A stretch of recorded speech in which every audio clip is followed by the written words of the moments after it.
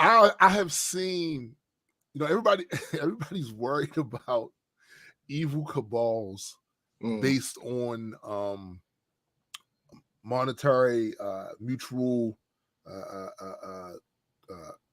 mutual things that they have in common. Yo, a lot of this is old shit. It's the old boy network. It's what it is. You know what I'm saying? Thanks. What up, Biddy? These motherfuckers have accumulated resources from a era where everybody else it wasn't in their demographic pushed down. Y'all. So they got all that cake, all that money. And on top of that, they are institutionalized and not in the way of somebody that's been locked up all the goddamn time. No. These names, these families. What up, McKenna? These names, these families are solidified in pop culture and are literally burned into the minds of people regardless of age. Like, they've been around that long. Their shit is that deep. You know what I'm saying? Like, so when they get together and decide to move continents, they can move continents. Yeah, pretty much. You know what I'm saying? And that's not good for everybody else. No. It's not good for everybody else, man. And I gotta say, we got some fucking generation traders out there who are getting money to serve the interests of dumb motherfuckers. You know what I'm saying? Oh, we don't talk about it. Because some of the shit I seen last couple of days is hilarious. Like, and for anybody that can't see the picture, it must be because you're not looking hard enough. You're not looking hard enough. Well, niggas don't get the picture until the weapons is drawn.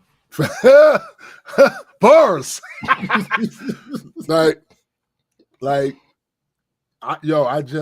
It's funny because nothing that I'm going to say is going to change anything. Oh, no. It's not. But I feel like it gotta be said. Yeah. It gotta be said for future generations. If this episode pops up in a fucking time capsule, right? Like, oh, somebody knew. Yeah, bro. This shit is it's insidious. You know what I'm saying? Don't worry about the Illuma. Who? No, B. No. Stay in your face. Yeah, like it's a shadow corporations. Shut the fuck up. They do shadow my ass, motherfucker. They in the sunlight. These sunlight. You know what I'm saying? These solar corporations. Sis, what up, sis? They're in your face all day, every day. Thanks. Yo, that old money shit is for real. Like, old money is dangerous. New money is cool. New money is all right. But old money dangerous as fuck. Like, dangerous, yo. Like that shit is like the difference between some really sturdy plastic and concrete. Right. Steel, nigga. Right. What up, Random? What up? Like, it's just it's a lot. It's a lot. And I see motherfuckers. I mean, I ain't gonna hold you. There's a part of me that wished at some point I could have tapped in to a well of money and nigga, like that. You said some part of you. There's most parts of me. Well, see, I would say most parts too. But the parts that don't is because I don't want what comes. I don't want the shit that comes with that. Facts. You know, you are now beholden. Mm-hmm. And you see motherfuckers that's caught up in that shit. And I probably know where that came from. Mm-hmm. And my current self would feel terrible about that. Old me, like, yo, me, 20-year-old me. Nigga, what? But now, like, that's crazy. For once, because we purposely, for everybody listening, we purposely don't talk about things that we're going to talk about on the show. Yeah. For once, I wish you would have told me this because I would have had a different name for the show. Oh, we're talking about we're literally talking about age today. Like, yeah. Shit, look, bro. And I feel like I am I am fastly approaching the particular age range I'm talking about. Sure. You know what I'm saying? Like, it's as long as everything go right, you're gonna get there soon. You know what I'm saying? Like, so it's time for me to be a generational trader right now. Cause this shit got to stop. This shit has got it's not going to stop, but it's got to stop. Yo. It's gotta stop. It's gotta stop, bro. Like, these motherfuckers are fucking they're fucking the planet up, yo. They are fucking the planet up, and they're making and listen, they're gonna be gone. And the people that's gonna have to deal with that bullshit is all the people that came after them. Why they got to breathe easy until they couldn't breathe anymore. Right? It's gonna be time. It's gonna be a time. It might going with the shit they doing. It's looking like it could be a time where you're gonna be at an age where you should be breathing normally and can't because the atmosphere is fucked up. Like, it's fucked up. That's funny, Betty. She said you're gonna be talking what? Didn't hear that. Let me get my hearing aid specs on to hear and see. Hilarious. But we're not just talking about old, not just old. Because God, because it's not even a lot, bro. It's not even just the typical old person. No, it's young people who've been conditioned with old it's ideas. The thing that I talk about on here when I joke and call term old, or when I actually call people old. Right. I'm not talking about age necessarily. Right. There are people with like, and it's insidious. What's up, sis? What up, sis? It's insidious because it's like a disease. It's like a virus or a pandemic. You shouldn't be able to catch old, but they be spreading that shit, bro. They be spreading it. I should not be hearing mid-20, early 30-year-olds sounding like my uncle. Right. My uncle's like, yo, what the fuck? What? Yeah, sure. There's some things that are that transcend generations, right? Of course. Yeah. I ain't talking about that. No. I'm talking about some of this other fuck shit that motherfuckers fought hard to get rid of just to see your young ass be dusty. Like, what the fuck? What the fuck is you doing? Nah. Like, but I got like a whole lot, so we should probably start. Like, all right, man. I got a whole like nigga. All right, well, I'm gonna get my observations out early because it shouldn't take that long. Let me do this intro real quick. Probably need some more water before this is over. That's why I always shut up first. Yeah, I usually do too. I don't know why I didn't do it this time. Me. All right. Welcome everyone to the Black Culture Geeks podcast. This is my man SPJ. You. And I am Tombstones the Dead Man, and we are just a couple of geeks talking about pop culture from a black perspective. Facts indeed. Now listen. Today we got some shit to talk about because I'm pretty sure some of you are already well aware of this that I'm about to bring up, but it needs to be said on the record, like on the fucking record. Now, as SBJ just alluded to, he has a bunch of shit, a bunch of shit. So I'm gonna get my weekly observation out the way fast as a motherfucker. Well, as fast as possible. Let me turn this off. Shut up. Oh, yeah. Some of y'all either need a daddy or are... I'm sorry. Keep going. This is great. Or are desperate for the one you have to give his approval. And it's so fucking obvious. It's so obvious. Because I'm looking at these cult of personalities that keep popping up all over the place. And I gotta tell you, it's cringy as fuck. It is. It's bad. It's bad. It's bad. Like, especially the ones that grew up around men that these cults have these leaders that are basically saying the same type of bullshit that men from a previous century was saying. From a bygone era. And then acting like it's radical thought. Like this some original shit. And then pretending to be persecuted for it. Yeah. like literally all of your positions are increasingly sounding like Archie Bunker's positions. And the idea that y'all expect a new generation of people who fought hard as a motherfucker at pain of death in some cases to not push back on that bullshit is delusional. 100% delusional.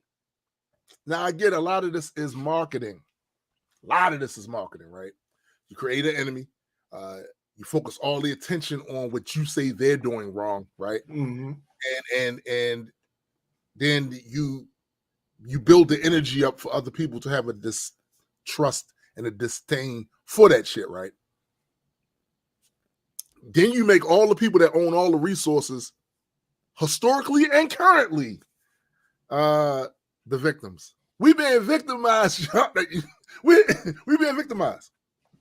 And look at all the people they making enemies of. All the same people they targeted back in the day. It's the same shit. Classic example. Earlier, my sister Marissa sent us a link to a video of that conference that they had fairly recently, right? And they had the leader of what country was that? Cambodia? No, Cameroon. It was Cameroon. All right. They had a Cameroon president falling the fuck to sleep. Falling asleep. While all the festivities are going on, he's out. Then in that same thread, somebody posted a picture of the Nigerian president.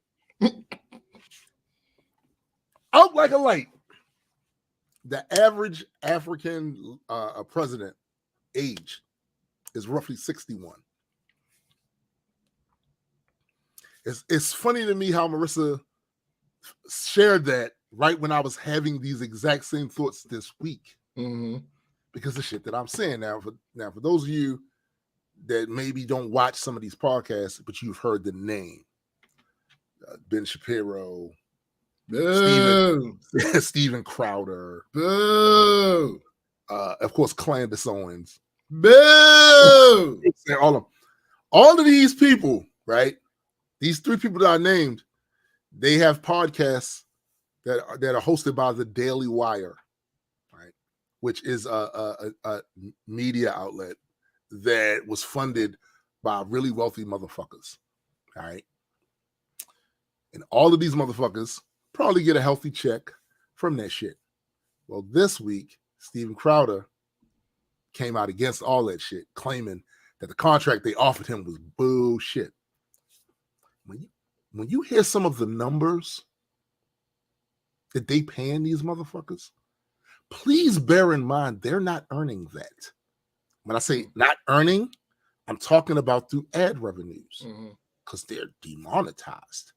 Right. So that shit is demonetized. They're not bringing in the amount of money that they're getting paid. Not even close to that. So why would anybody pay them the amount of money I'm about to tell you? Especially Steven Crowder. Why? It's a reason for that. And it deals with a bunch of old motherfuckers. But hold up. I'm going to get there. So Steven Crowder's mad, pissed beyond belief. He wants to go his own way because the deal they wanted him to sign was for $50 million over a 4-year period. $50 million. And he's pissed because the language of the contract says, look, we expect a certain amount of episodes every month. And if we don't get them, we start subtracting from that 50 million. Now, from what I've seen of various other types of contracts and entertainment in that lane, that's pretty standard. They want a certain amount of episodes from your monkey ass. Right. Also, they said if you say some shit that gets your channel whatever, you're gonna take from that. Save all that racist, bigoted, misogynist stuff for behind the paywall. Don't do that shit on these public. Basically, that's what they're telling them, right? Yeah. That's what they're telling them, right? $50 million. The reason why he's getting paid that amount of money is because most of these extremely toxic bits of programming cannot pass the smell test with advertisers now. They're not accepting that. So they're getting funded by these big billionaire corporations, this, that, and third. Multi-billionaires, right? Question you might be asking yourself is, why? Why would someone with a shit ton of money, even though it's a lot, why would they throw money in a well like that and just give it to a motherfucker who's not earning that much and not making a profit for them? Because it is worth it. It's worth it because a lot of people listen to that shit. He has a huge platform. And the ideas he expresses, these are the ideas they want him to express. Mm-hmm. And they want to foster those ideas into the rest of us. All up in here. They have us repeating that shit. Now, why would they do that? Because these ideas help them keep a stranglehold on business, help them keep a stranglehold on resources, and keeps people from realizing you're being played. They're playing you. All of the stuff that benefit them, they got your dumbass champion. Mm-hmm. All of it. The stuff that keeps them in the position, keeps their families in the position they in, they'll have you parrot that shit because they'll get somebody they think is charismatic to get up there on the show and make it cool to sound like fucking Archie Bunker. To be of a different generation. It's motherfuckers that was literally born in the 80s or the 90s. Sound like Archie Bunker on these internet streets. Mm-hmm. Facts. Spewing all them old ass, dumb ass ideas that people fought and bust their ass and in many cases shed blood to get rid of that. Get that fuck up out of here. They're doing it for money. And they're using you to do it. Mm-hmm. They're using you to do it. I can't tell you guys how many times I have literally heard some shit coming out of the mouths of a 25-year-old, a 30-year-old that sound like some shit my uncles used to say. Do you have any idea how toxic my uncles were? Mm. Well, let's see. Even in my younger days, as toxic as I wasn't as toxic as them. I wasn't as toxic as them. Not even close about everything. You name it. You name it. This shit is ass.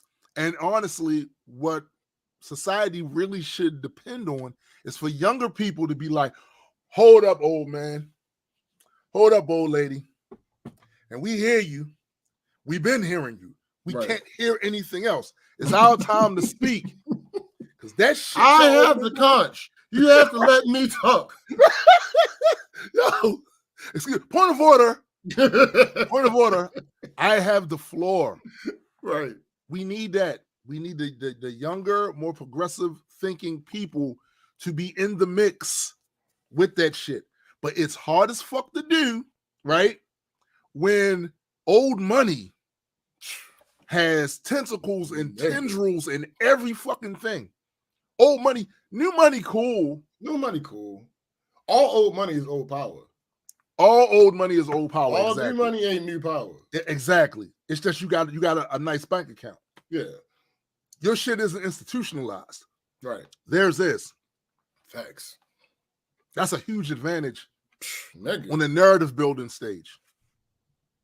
And if I can pay motherfuckers a shit ton of money and really not be hurting myself to put my ideas out there to keep them alive and have them basically weaponizing your young face and your young mouth. That's what they're doing. I have a disdain for that, the way I have a disdain for people weaponizing black mouths to say white supremacist things. Yeah. Like, I mean, it's a similar concept. It's a similar concept. I'll get this group, this demo to say these things so people can't point back at me and say, you're racist, or you're a misogynist, or you're whatever. That's an old ass tactic, and motherfuckers keep falling for that shit a lot. Cause old money. Because old money is old power. This shit is crazy. That shit is crazy. I was telling oh shit, we got a special guest. What up, B? What's good, B? Oh, I'm a guest now? Damn. I mean, you're the most special guest that could ever be. Wow. I thought I was like on the roster, but okay, cool. You are. You're the sixth man. That's wild. What do you mean? You know how important the sixth man is? They got a whole movie about in the movie, I understand that. But no, they got a whole award for sixth man in the year. Like, that's not. I'm not even being facetious right now. I'm not having this conversation right now. All right, fine. But yeah, like this shit is crazy. This shit is crazy. I should not hear people under a certain age. What's up, Biddy? Sounding like my uncles, sounding like Archie Bunker. I should not be hearing that, but I'm hearing it like a lot. Are we talking about simulation, bro? Are we talking about what happened in the group chat?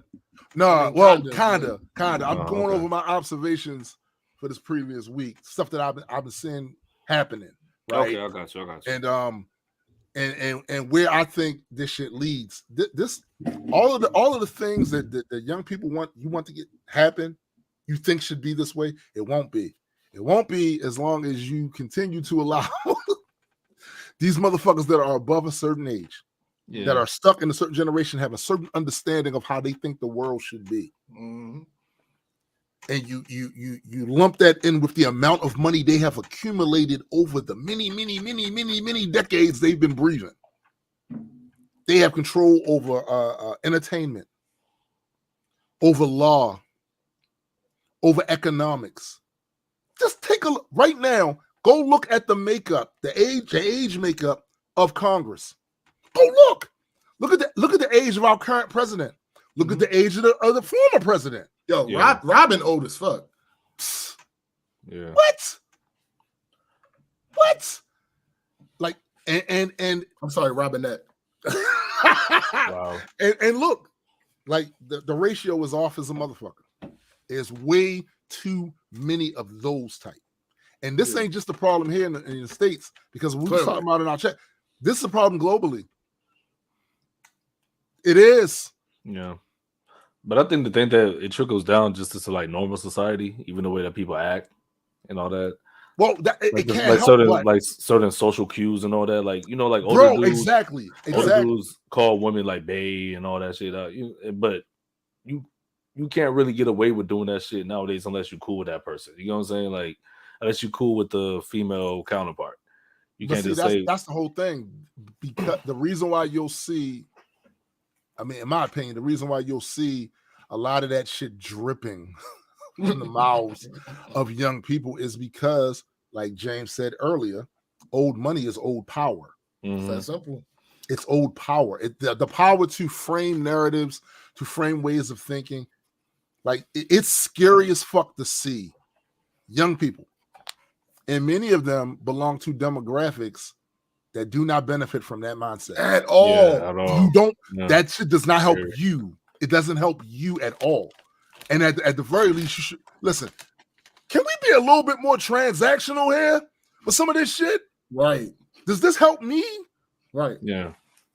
Because if not, why would I promote that? Why would I weaponize my demographic so a motherfucker can point at me and say, what I'm saying isn't wrong. He's saying it too. Mm-hmm. Get the fuck out of here. And yes, look, I was telling them, I'm getting towards that age, right? And I'm seeing it. And I'm saying, I'm weaponizing the fact that I'm getting that old to tell you motherfuckers, don't let these old motherfuckers keep doing that shit. Don't let them keep doing that shit to you. And shouts to you for doing that, because even though like me and James, we're getting older, and I know how it was when I was those kids' age, and people in the generation older than me was talking shit about how we do things. Even though there are times I feel like they be wilding, I do my best to not be like the old head hater. You know what I mean? Mm-hmm. Like certain things I'll be like, all right, y'all tripping. But things that are harmless, that don't matter, I don't be like, oh, the generation all fucked up. My generation wasn't like this. Because I don't think that's true. I think my generation was even wilder. It's just we didn't have all these cameras and phones like that. I mean, we got into the generation of having cell phones and shit, but social media wasn't as prevalent. You know what I'm saying? As far as like being in high school and shit. So a lot of things just went under the rug because people, matter of fact, people would speak about it. They would do shit like, I remember one instance in high school, these girls were outed out as sluts. That's just what happened. So what the people did, they printed out posters and posted them all over the school about them being sluts. Yeah, that was our social media and all that. You know what I'm saying? Addie brings up a good point. But shit like that was still happening. It just you bring up a good point because the internet really blew a lot of shit wide the fuck open that was already happening, just in different ways, right? But the same things still take place. Yeah. For instance, the misogyny of acting as if women can't be horny and have sex and shit. You'll see some of that shit still played out right now. Yeah. Right now, just online. Yeah. And these are still this is the tyranny of old ideas. Being able to oppress everybody else because they have money, power, and position, and they've had it for so long. Humans get accustomed to shit. You'd be surprised what you can get used to. You'd be surprised what you can get used to, right? Sir, point of order. Darwin disagrees. Ass. But nah, like the fact that was happening back then, just with a different delivery system. Yeah. And now it's so fucked up, right? To see tools of modernity.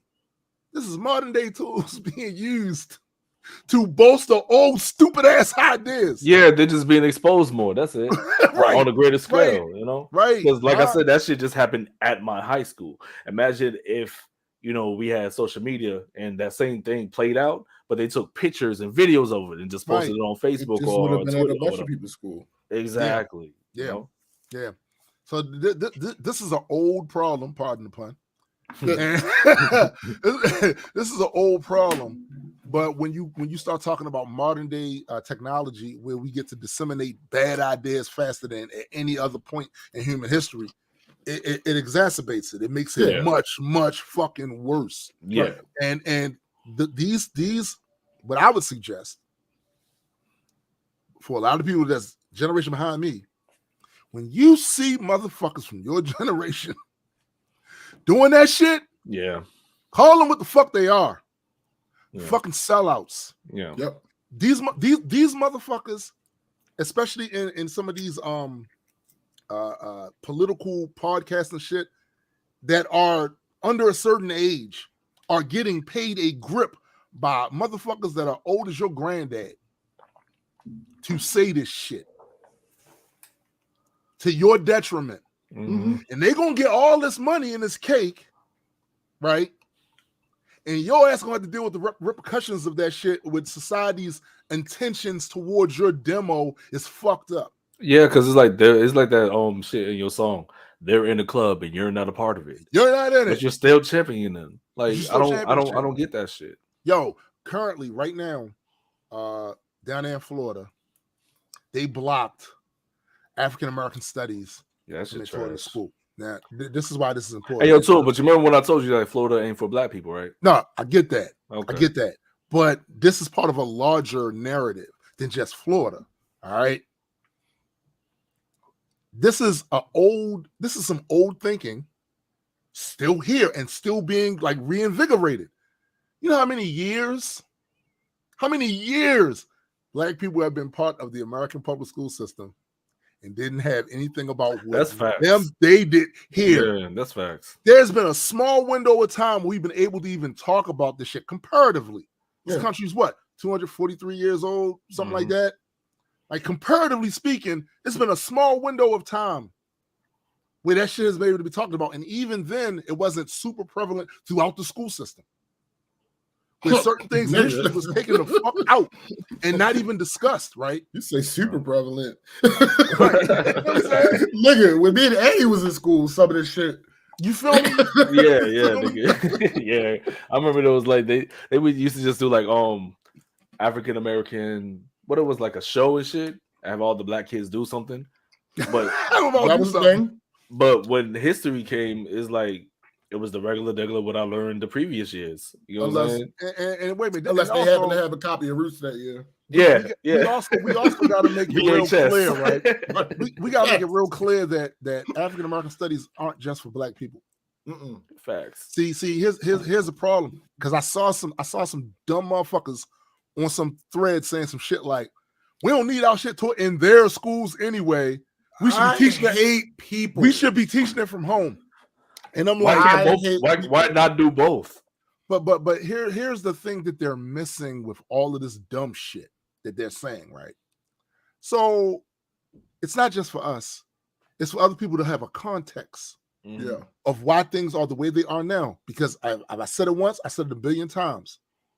The present is not independent of the past. The reason why things are the way they are now is because of how things were. Right, that's how that shit works. A little more indignant than I usually do on here. Get your indignant on. Because you don't got no fucking power. What the fuck do you mean? Bro. What benefit does it have? Say it again. For only the group. Yeah. The powerless group. Right. To know the thing. Right. It does you no good. Fucking power. What do you? You know what's so funny? Have y'all seen that clip that's been going around with the little white girl with the Martin Luther King thing? I was about to say no. I don't. No, I don't generally watch clips with little white girls. I mean, I generally don't either, but I hear you. Right. Just for clarity. But yeah. So the mother I saw the one with the little white boy. No, there was a little white girl, and the mother was asking her, who's Martin Luther King? And she's like, Martin Luther King is. She said Martin Luther because she don't really know how to articulate like baby, that. Right? Yeah. And she's but at first I was offended, but then I was like, no, she she said was true. She said died for our sins. Right. And when I now think, when she says she's talking about white people. Yeah. And and the mother was like, no, that's Jesus. I'm like, no, but she's still kind of right though. She's still kind of right. The one I saw was a little boy, and he was like, they killed him. And the mother was like, what do you mean they killed him? No, they killed him. The little boy was like, he said, he's like, white people killed him. Yeah. And she was like, okay, so how do you feel about those white people? And he was like, they're not good. Facts. And she was like, but you're part white. And he said, I'm not that white. Bars. Excuse me, Mom. But see, that's the thing, that the short-sightedness that I saw with that sentiment. Like, yo, the people that are who are the odds-on favorite to wind up being in positions of power, historically, this is what we've seen, right? Mm-hmm. They need to learn this too, because they're gonna be the ones that. But that was my second part, because I was like, at first I was offended because I'm like, why doesn't she know who Martin Luther King is, and why are people like championing like this shit is cute? I was looking at it from that aspect. Can absolutely not know and go about her life. She can absolutely not know. Yeah, it can continue on like that. That was my initial issue. That's the problem. You know like, the way society is set up, they don't have to know shit about none of that, and still have a successful, happy life and go about it.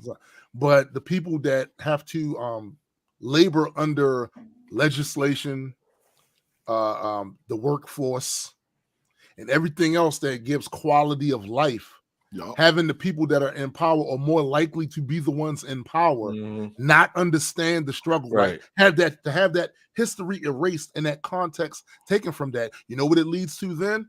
It leads to the attack on the morality. It says, oh, the reason they not this is because they're immoral. Yeah. Because that's the old ways of thinking anyway. You know, like they're going to come to that conclusion at the end. And that's right. Or genetically inferior. We've heard this before. You fix that by information. 1/3 human beings. Fix that by information. That's how you fix that. But the problem is these old motherfuckers don't want to let it go. Yeah. They're going to keep up these narratives because they're in control and it keeps them in power. And there's too many people. There's too many people from younger generations that's willing to eat off of it. But I wonder if they know like that I wonder if they understand. Well, do you think they're intentionally keeping them in power by speaking these narratives? Like, do they know? Which they? The younger generations that are spouting. No, B. It's not about. Or is it just like they were brought up that way, so that's what it's self. No, it's self. That's part of it, but it's more craven than that. Yeah, it's craven self-interest. So they know that's what it is. Listen, some do, some don't. But that's what I mean. Like if they like, I don't think it matters. It's not important to them. I mean, what I'm saying is, we know that it's not empowering them. It's not benefiting them, and at the end game, right? But do they know that? It is important. It is. Okay. Well, that's fair. They are benefiting in at least one way, right? Some of these personally, they're getting enriched, by having these platforms where they go out there and they spew these old Archie Bunker ass ideas, right?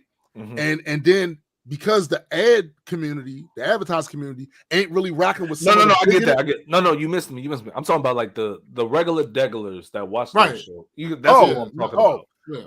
Are they aware? So here's the thing: some of them are not aware. Some of them have been. I'm gonna keep it real with you. They're being taken advantage of. No, people are stupid. That's what I think. They're being taken advantage of. People are stupid, panicky, moronic beings. Oh. I was trying. I was fighting against adding another insult. I like ad hominem. But yeah, like the average person doesn't care to know. Yeah, whether they have the ability to know or not. Yeah, and we see this all the time, bro. With everything. You know what's so crazy is that every time you go on any of these news comment sections, or you read some shit or see a video of somebody expressing, and you can just pick apart the poor reasoning, the poor this is, and how prevalent it is. It's prevalent. The way they.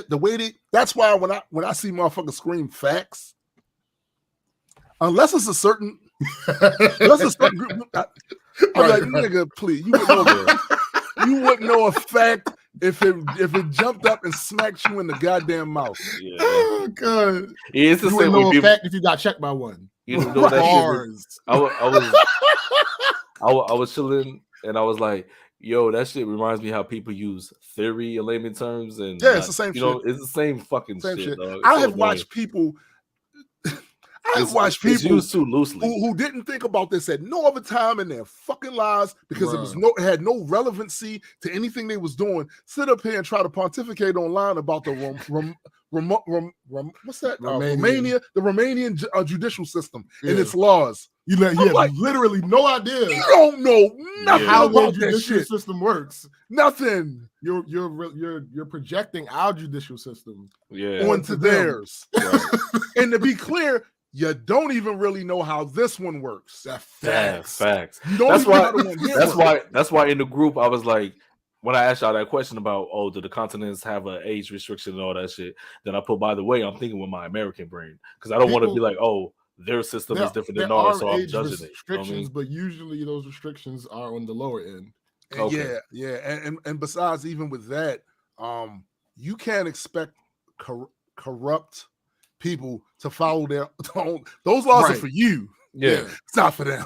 You can't expect them to put themselves in a situation where they lose the power. They're not going to do that. But even on that note, like what y'all was saying about the people doing with the Romanian laws, like I'm not going to put my American mind into it and try to, you know what I'm saying? Yeah, right. Try to dissect their shit and say what's wrong and right. Like, no, like I don't know. Like, it's okay. And again, that's actually the proper way I feel you're supposed to approach these things. When you're talking about another country with another set of rules, and they got a different history than yours, so they came about their stuff differently than the way you came about your stuff. You can't assume that they have the same shit going on over there that you have over here. But they particularly all the time. Oh, of course, but particularly when you don't even understand the one of the country you was born in. Nigga, sit down. You don't got to go no further than the whole yay and Germany thing. Oh my goodness. People don't understand. Nazi shit don't fly in Germany. At all. Literally. They go to jail for that shit. Try it. They're not playing that. They're not playing that. Only here. Yeah. They float with that dumb shit. Yeah, all right. And parts of Ukraine. But that's another story we're going to talk about. Like, you know what I'm saying? You know what I mean? Like, hey, bro, you got cheese puffs? You cheese puffing, my guy? I fucks with that. I fucks with that. The cheese curling. That's what's up, dog. You gotta do them cheese curls. Mm-hmm. You gotta do them cheese curls. That's the only way my guy lift weights. I lift actually cheese. Not true. I curl cheese. Oh, you still going to the gym? Yeah. Oh, for sure. How often? Nigga. Oh, never mind. Never mind. It don't matter. No, man. Like I said, those are the observations I was making this week. I was literally watching people complain over $50 million deals when they don't generate that amount of money in the first place. So the question has to be asked, why would somebody pay you that amount of money? Who's paying you that amount of money? And when you realize that there's a bunch of these old fuckers with old money, which translates into old power, paying you money that you do not generate on your own to spread narratives, obviously, the control, the development, and the marketing of narratives is super important to those in power. And until you don't give them their money back, how do you pay? How are you paying them? How are you paying that back? How are you compensating them? Until you realize how important that shit is, that you can't just watch somebody. You can even look at some of the sets, right, of some of these people. Their sets are fire, dope. And they started out dope. It's not like they started in their bedroom doing their shit, and then all of a sudden they got better at it. They got more people. They started making money from ads and shit, and they can spruce their shit up. No, they start their they start their show out the gate with a dope ass set, dope ass cameras, dope ass sound equipment, dope ass lighting. That shit's being funded. So the question is why? It's not generating that type of money. It can't get ad revenue like that because of the shit that it says on a constant basis. The stuff that it represents on a constant basis. The ad people don't want to be connected to that. So why pay the money? It's because they want to keep a stranglehold on society. And it's always, trust me, at the villain, the Mr. Big. At the end of the tunnel, when you go through all the minions, it's going to be some old fucker, some old dusty motherfucker sitting up there pulling the strings with his money. Yes, sir. Pulling strings with his money. But yeah, that was just my observations for the week. I know SBJ has a bunch, but does Addy have anything? Because you may not have as much as SBJ might have. So I have. Ooh. But I'm not going into all that. My past few weeks, well, I got into an accident on New Year's Eve. That sucked. Right. So I'm dealing with that. And now I got we T-boned them, but we had the right of way on the light, and they made a turn. So you got it better in the situation? Yeah, except since they hit is it hit and run? Well, because we hit them, so is it still considered hit and run if they split off? You know what I mean? Probably technically it would still be considered that. Okay, so it's hit and run. Because it was a collision and they dipped. That's whack. That's whack as fuck. Because normally the person that dips is the person that hits. Is responsible. They were responsible because they ran the light, but we hit them. You gonna want to say like the differentiation?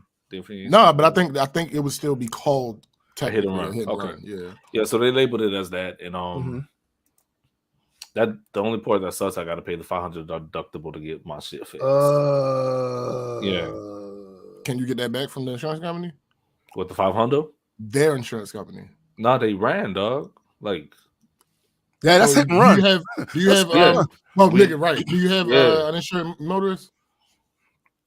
Yeah, I think so. I think I have full coverage. If that matter, if that counts. Well, if you have uninsured motorists, I think you could get some. I don't know. I don't know exactly how that works because I ain't never used my uninsured motorist insurance, but it has to be there for something. Well, what they were telling me, since they didn't get their insurance because they sped off, I got to pay the $500 deductible for my car to get repaired. So are they not going to raise your rate? Yeah, they raised it by like $10. Damn, nah, something wrong there. But that's because I moved though, because I changed my address. That's why. No, I mean because of the accident.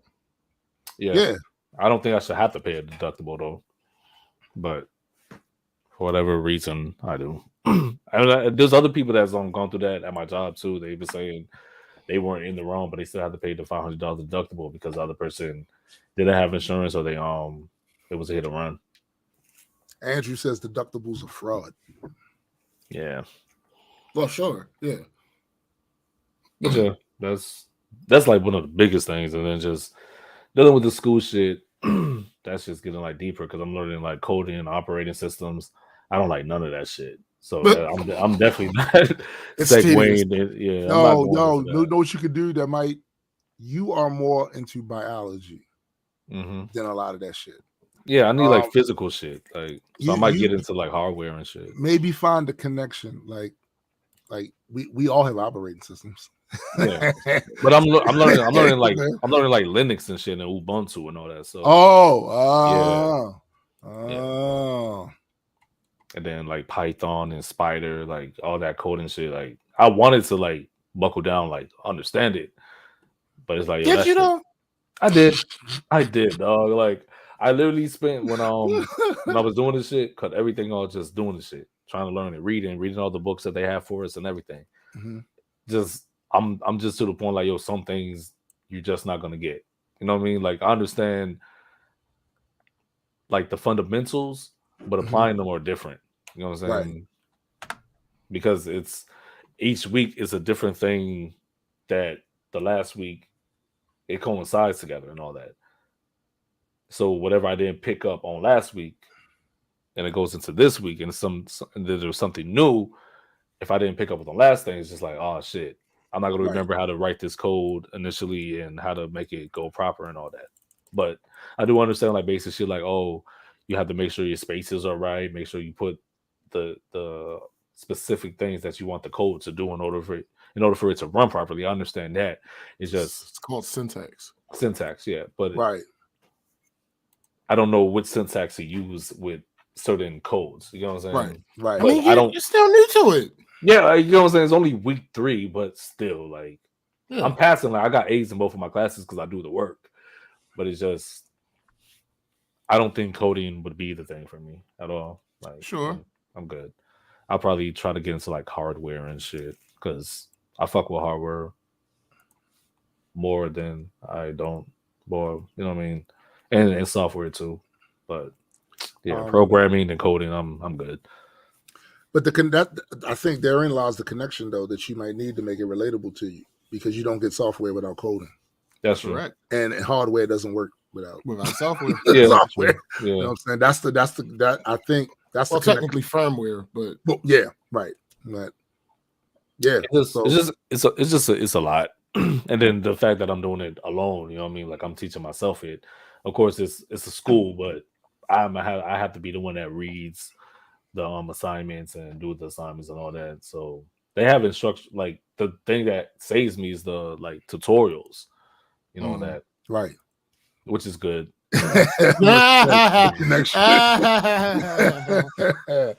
What you could do too is this might be helpful. So.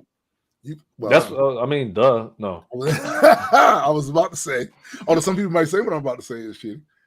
You could take some of the wall of text that your eyes start getting blurry over, copy it, put it in the chat GPT, tell it to summarize it, simply, and it'll do that. It'll just, and then you go, oh. Gotcha.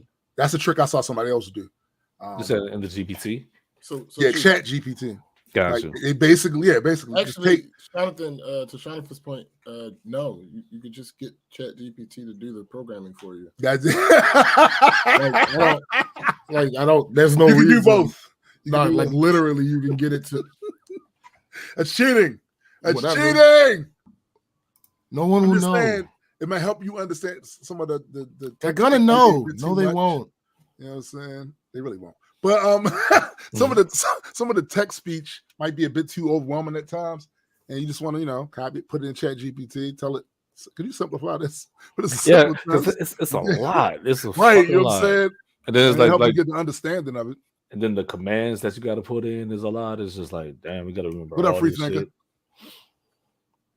But Yeah. I mean, I'm passing, so I'm good with that. And then I have to do my get my Linux certification. Mm-hmm. Don't mind me. I know I'm already over there, bro. I'm over there. This guy is ridiculous. Yeah, it's just a lot. Yo, you're so yo. Yo, this guy here, man. This guy here. But yeah. Wait a minute, what's that say? Build a. Let me enlarge my screen. This might not even do anything because I'm literally doing this off of the yeah. There it is. Bam! In your face, goddamn. This is a dope jam. Nice. What up, Gray? What up, Gray? Let's go, Gray. I mean, that's cool. I just want to learn how to, because they want us to learn how to put it in. I get it. But it's not like you see it's still working. I mean, yeah, no, but check me out. It's not like I gotta copy and paste the answers. Like they want me to like in the assignments and shit. They want me to put in the correct. So I got a question. So when you're in this particular class, is it a scenario where it gives you code and asks you and expects you to be able to explain it? No, it expects me to put in. What do you mean explain? Do you mean like put in the right syntax for? No, literally explain. Oh no! It's not asking me to do that. So what you could do is whatever you are trying to do, you can put it in here to have it build the code, and you can use the code to try to learn it better. Because this is what I'm saying. Like I dig what you're saying. Like spot on. So like say certain parts of the code it'll be like missing. You know what I mean? And they want me to enter it. I know what I'm supposed to enter. I just don't be knowing how. You know what I'm saying? That's like, what I'm saying. Okay, so you this can put that into this, and it'll build the code out, and you can use that as your sheet to like. I fucking love you, yeah, because it be word problems like with math. So like I be understanding how I'm supposed to do it, like what I'm supposed to do, but not how to put it in the code. You know, bro. I just built the code for a program that calculates stats. like yeah. It was good, Gray. This shit is crazy. I did not expect that to work. No, it does. I've seen people doing it all the time. No. I know you can do script. I didn't expect my specific question to. I asked it to make a prompt script that categorizes colors based on their closeness to primary colors. Yeah, it's crazy. Right? So I could just basically just put in the questions that they're asking me, and it'll give me the syntax for it. And like Andrew said, just back engineer the code. Yeah, where because like I'm saying, it's a lot, especially if you're not like in a class. Like we do have lectures every week, but still, that's for me. I watch the lectures so I could do the discussion posts, you know. But it's still not enough for me to like understand everything. Well, does the lecture post come with transcripts? Yeah, it does. It does. Man, put that transcript in that goddamn Chat GPT and get the basic core of what that motherfucker saying out of that shit. Because I didn't even know that shit existed. Like, I know for real, no. But yeah, school is cool though. You've been out of the loop because this what I know about Addy. Had this come out a few years ago, he'd have been all over it. Yeah, because he was into the. Oh, what's this? Oh, yeah. This is how you know he's been out of the loop for a while. Life shit. Oh, sure, yeah. No. But yeah, that's pretty much been my week. It's like there's work shit too, but I don't want to talk about this shit that is crazy. Them people pissing me off. Yeah, it is, bro. I just realized it knows hex. Yep. Whatever. Anyway, You about to go down that rabbit hole? Yeah, because I can't. Let me close that shit. Yeah. All right. So yeah, like I said, it's a lot. So buckle up. Buckle up. Hey, James, do me a favor. Send me that link for GPT because I try to get it, but I think it's not the same thing as yours. All right. So first, we went bowling Saturday after the show. Nigga, it was a disaster. What's bowling? So, nigga. First of all, the entire outing was supposed to be for somebody's birthday. Right.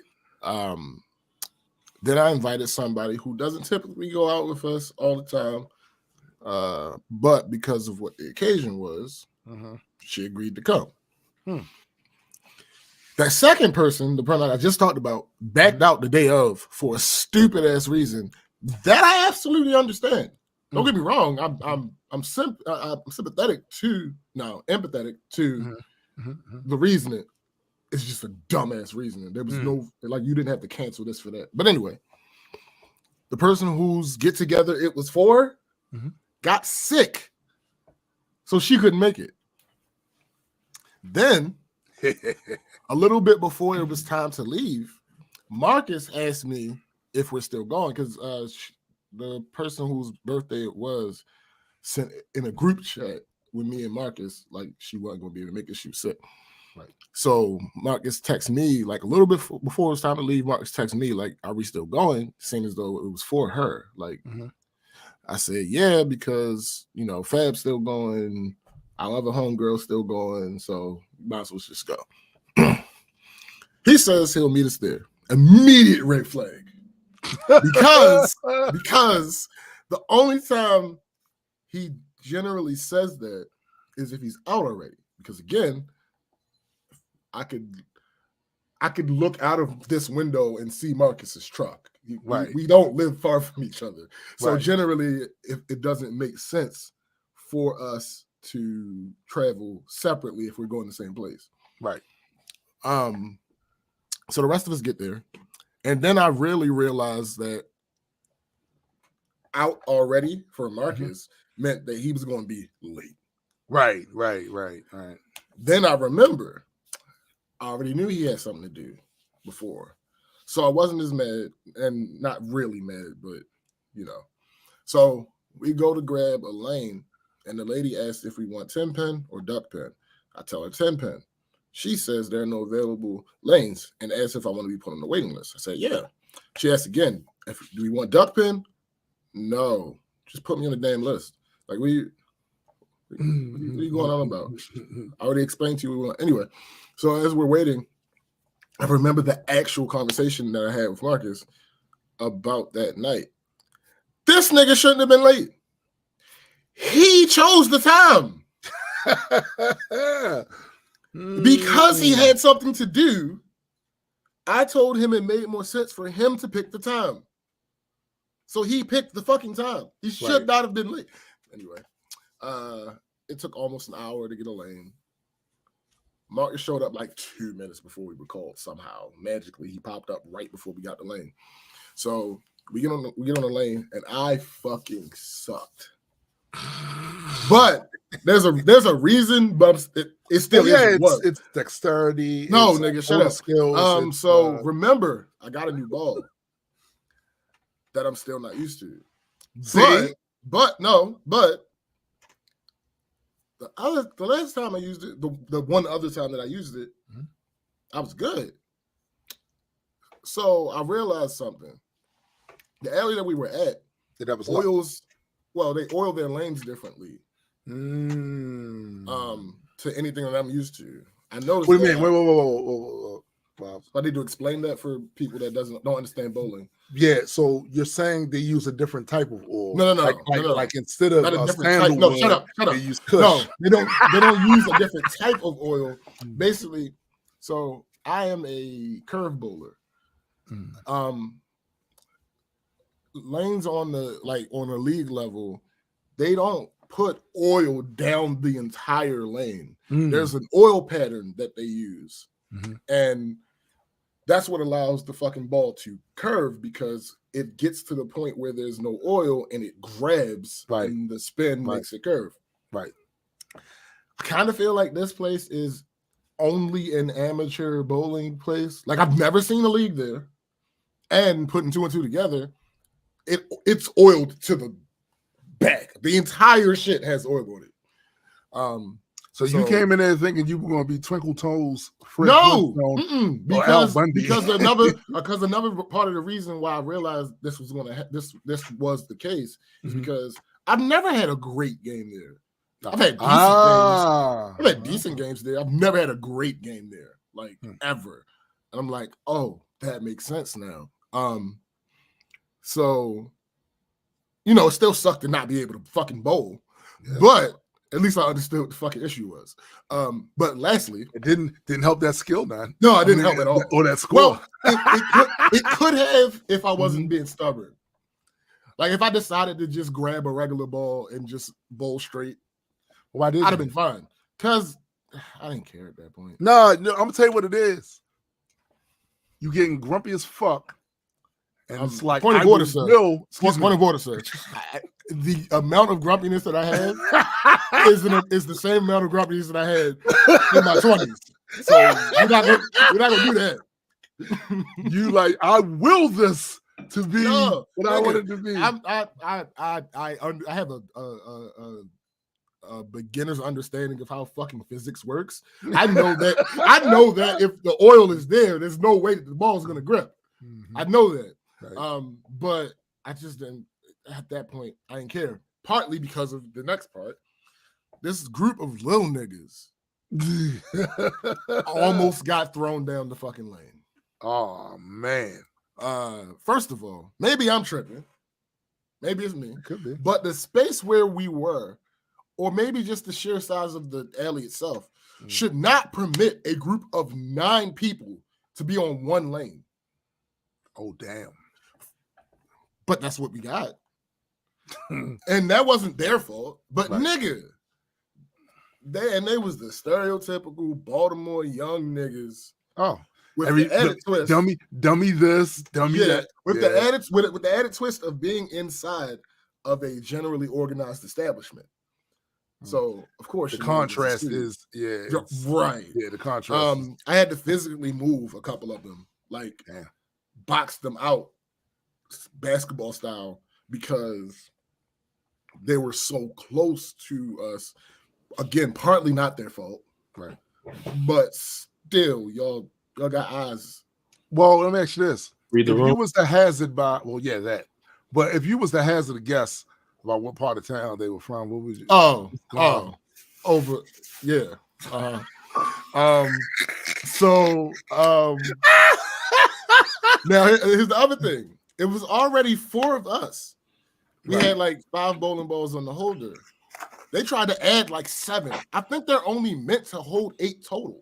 Yeah. So what the fuck? So me and Fab literally ended up grabbing some of them that they had brought over and just moving them.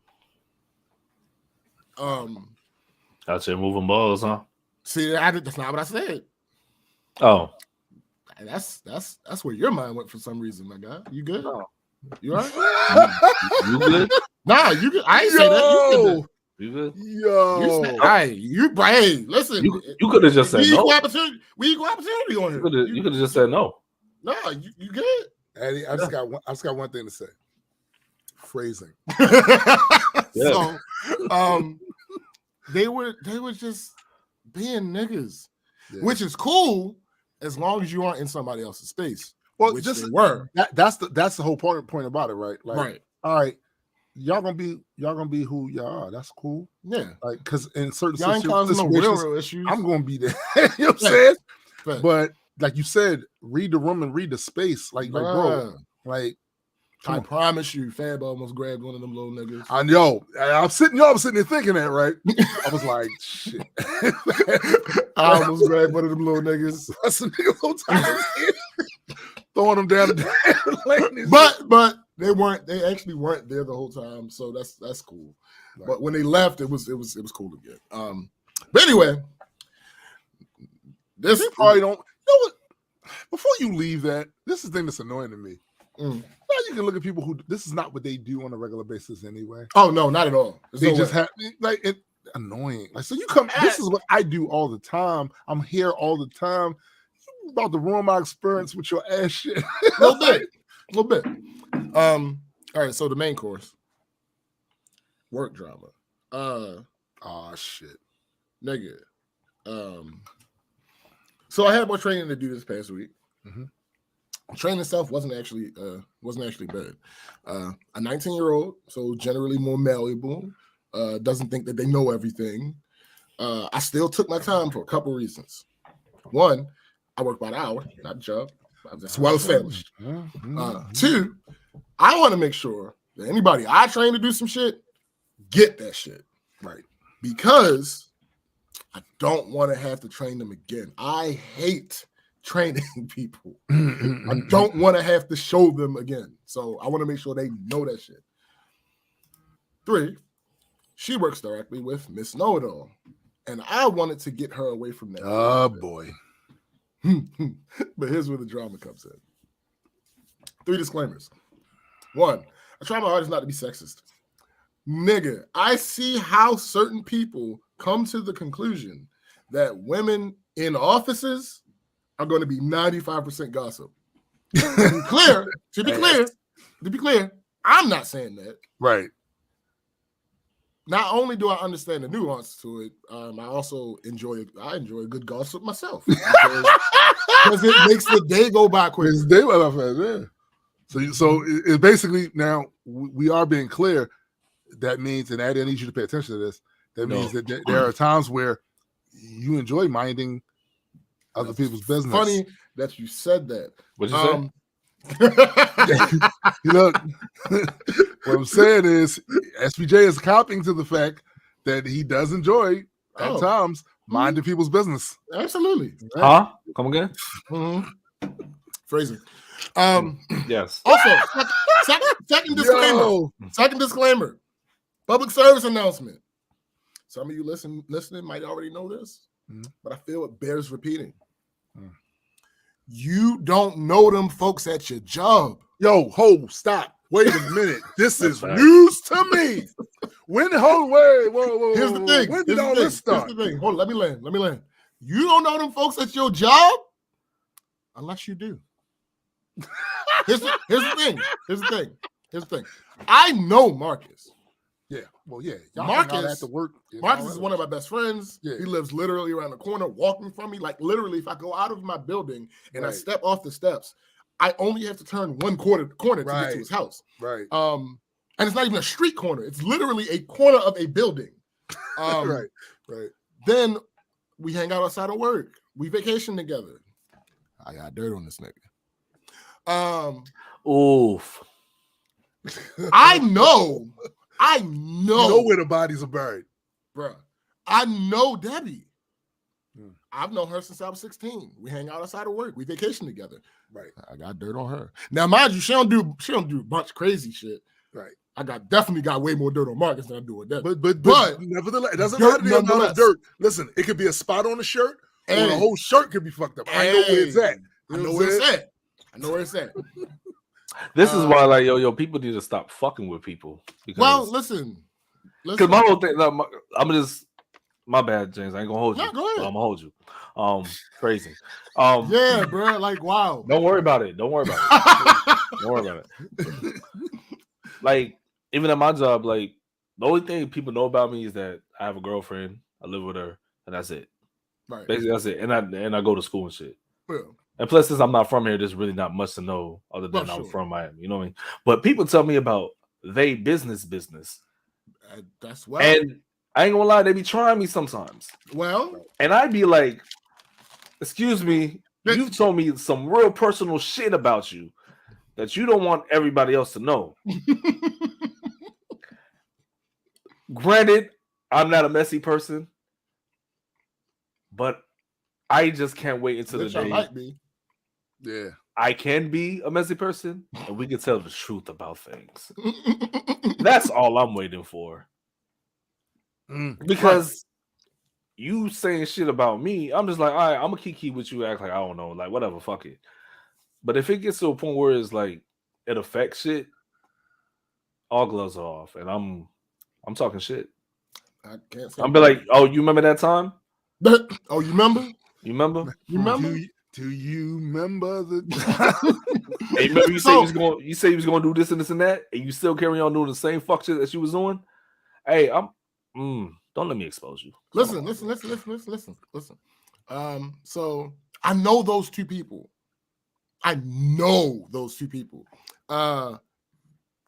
talk to nobody else in that downtown office the way that I talk to those two. Of course, because you know them. You know why? Because I don't know them other people. Right. I've been down in that downtown office for 14 years. I don't know them people. Right. I don't. And to add to this disclaimer, not only do you not know them, you don't know who they know. You don't know what their relationship is with another person in that office. Yeah. You see what they present to you. Exactly. All right. Okay. Disclaimer 3.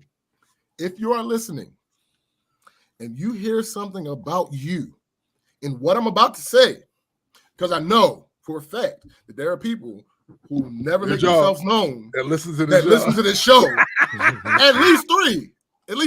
I don't know if they know what I know, but I know. But you know that you know.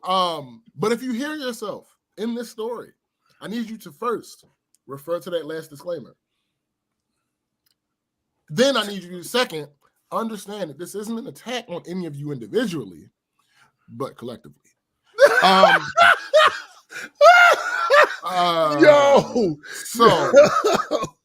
So where's the soundboard? We need a soundboard. I ain't never set it back up. It probably would work now because I got everything straight, but we gonna get that up and running at some point. So he got away with it.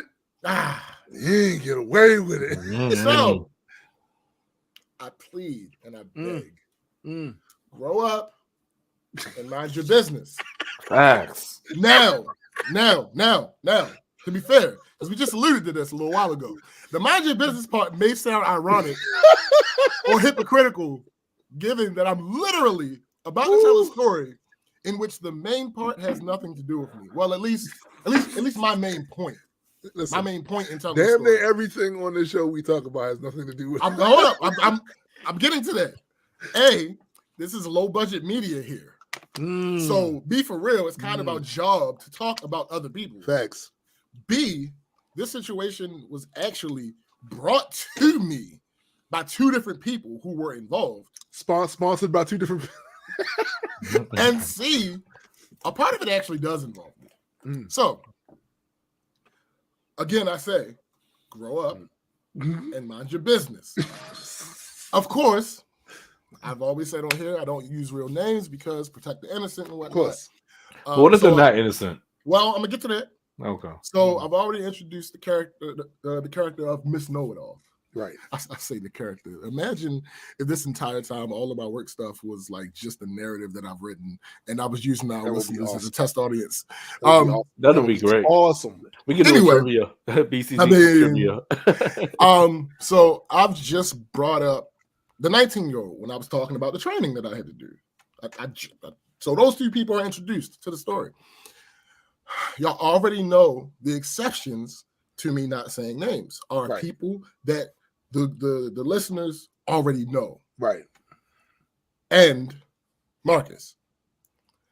There's one more main character. I've referenced her before in a work story, but Andrew said he got the story from GBT chat. Yo, that's hilarious. So I've referenced her before, hilarious. But I never gave her a name. Let's call her Kaylee. Oh shit! I know her. Okay, we'll call her Kaylee. So to recap, the players are Marcus, the 19-year-old, Miss Know-It-All, and Kaylee. All right, so boom. What happened first And then my thoughts. So Marcus calls me Wednesday evening after he gets off. He has a question. His question is, what issue does Kaylee have with the 19-year-old?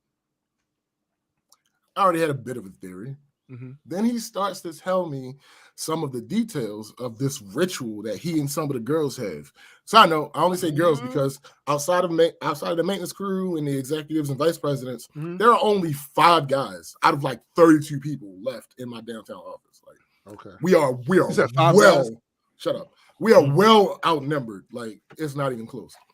So their ritual is they make sure the lights and shit are off on their floor. Then they go downstairs together. As they go downstairs together, they talk usually about stuff happening at work. Right. So Kaylee, Marcus, and Miss Know-It-All are all part of this group, among a couple others. The 19-year-old is not a part of this group. And when they do this, like I said, they have convos often about work. He mentioned that one day he had complained about somebody and it had got back to them. But he chalked that up as a potential coincidence. Right. This is the first instance where disclaimer number 2 came up. You can't just say anything to anybody. That's a fact. You don't know these people. And his over polite pushover ass response was something to the effect of, oh, they don't have no reason to go back and tell the person what I said. And I just want to stop real quick. And I'm going to stop the story real quick just to say, I'll be right. All right, we're going to get back to that. I digress. So he starts telling me that Kaylee that day had blown up about something involving the 19-year-old. He didn't give me all the details. But when he first said that, I put even more into my theory about why Kaylee doesn't like this 19-year-old. Then he basically repeated the original question about why does she not like her? And when he said it again, I put some more thought into it and came up with the last part of my theory. Right. So that was all Wednesday. Thursday, I was walking down the hall. I saw Kaylee. She told me she had to talk to me. This is when I got a clearer sense of what was actually going on. And I'm now stronger in my theory. So basically, she went on an epic rant about the 19-year-old. If that sentence doesn't give you pause, hopefully it's only because you're missing a slight detail. Now, I don't know exactly how old Kaylee is because it's not polite to ask. But I'm pretty sure it's safe to say she's in her early 40s. She doesn't look old at all. So I say that's a decent bet. But let's even say if she was my age, she was 35. Right. Which is not that far away from 40. I'm still at the same issue. Sure. This girl is 19. Yeah. In my head, I have a very short list of things that would make it acceptable for a 35-plus-year-old to have beef with a recently turned 19-year-old. That's facts, though. Very few things. Very few things. Agreed. Nothing that she mentioned to me was on this list.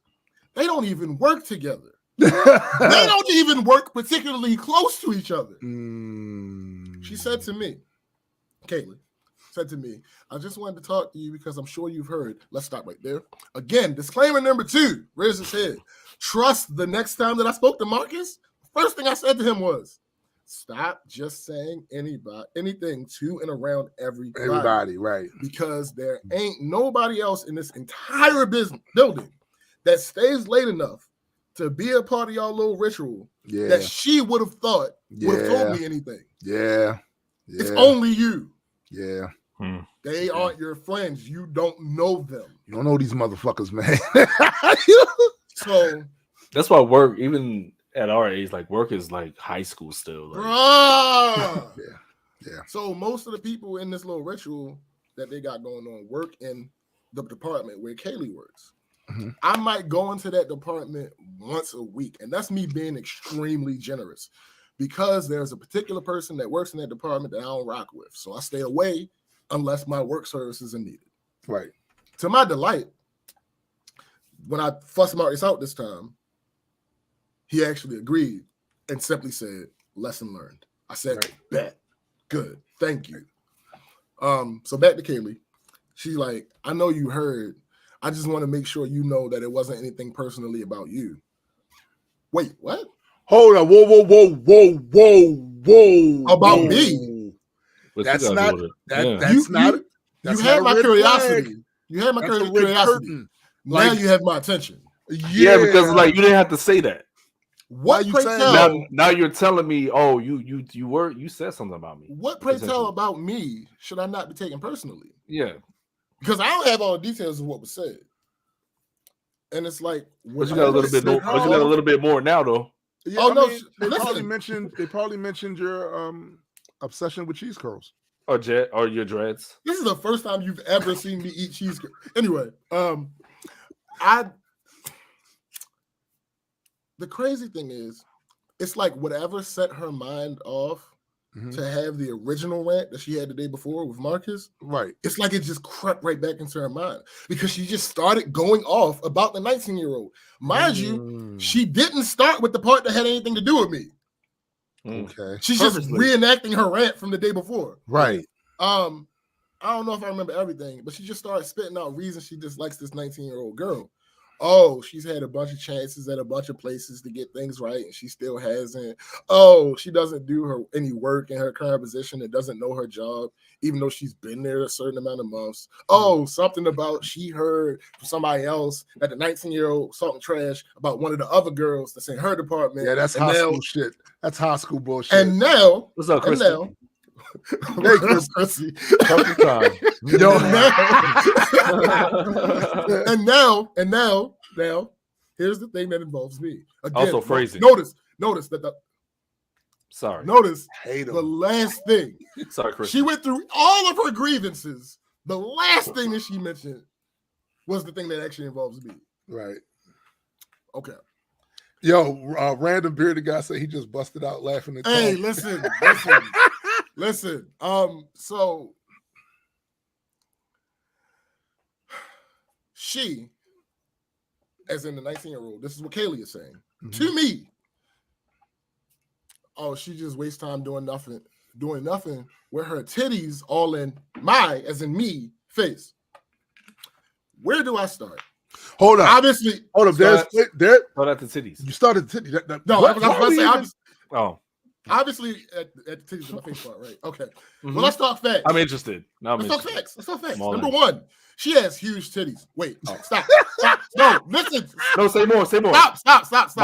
I know this sounds like an excuse. I should have started off by saying this is categorically false. It's not true. Now, okay, she has huge titties. I say that to say that even if she was wearing a closed collar shirt, they are noticeable. Wait, what? Go back to this. I agree with you. I agree. Like, let's get into that first. Yeah. Listen, that's what I'm saying. There's steps. Listen, even if she has on a closed collar shirt, which is still going to be a thing. It's not, which is not even realistic for someone to wear in the office setting, especially a woman. Right. They're going to be fucking noticeable. Nice. That's just so. Shut up, nigga. So number two. Fact number two. She's short, like really short. Yeah. Like she's like 4'11" or some shit like that. Oh, yeah. So the only way she could, out. It really stick out. The only way she could actually have her titties in my face is if, in the context of us being at work, is if I'm sitting down. Listen, if I'm sitting down and she's like always standing like right by me within my view.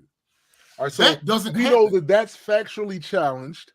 So when she says stuff like that, that leads into another conversation about wait. No, you burn the lead. So now again, that doesn't happen, nor would Kaylee know about it because fact three, I sit on a completely different floor. Oh damn. Wait a minute. Hold on. This is what I'm confused about. Why don't you sit on the chair? Shut up, nigga.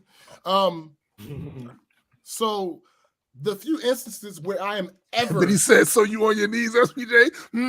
That's funny. That's hilarious. So the few instances where I'm ever even seated around this 19-year-old girl, I'm seated in her boss's office.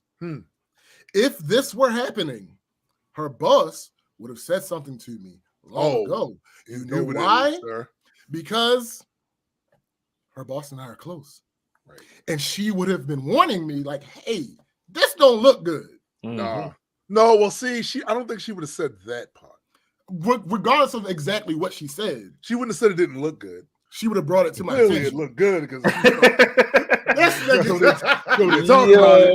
I'm just saying, she bringing that up. But clearly, that's funny. Your ass. All right, so let's address this whole chance after chance part.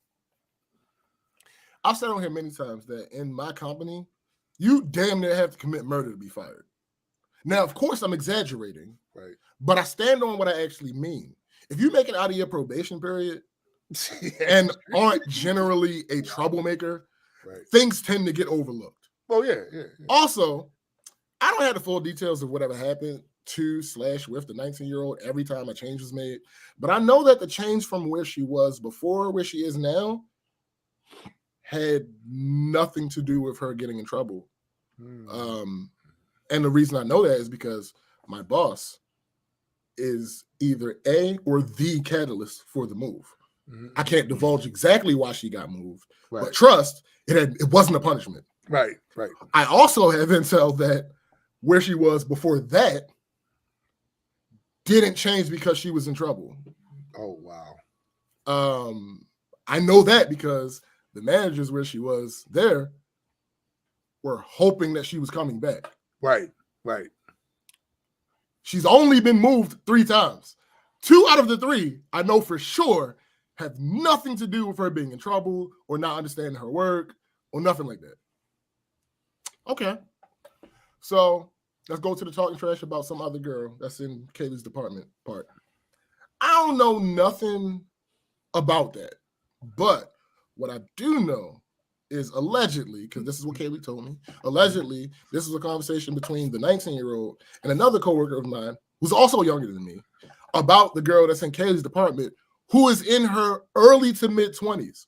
Now, if this is true, it's absolutely not cool. It's not cool. Right. But I wouldn't be entirely shocked to hear that there's drama between a 19-year-old and a 25-year-old. Nah, because they kind of close in age. Yeah. Like one's frontal lobe is fully developed, the other one's still processing. Barely fully developed. And also may not be because it just takes time. Everybody individuals. That makes more sense to me. I can get that happening.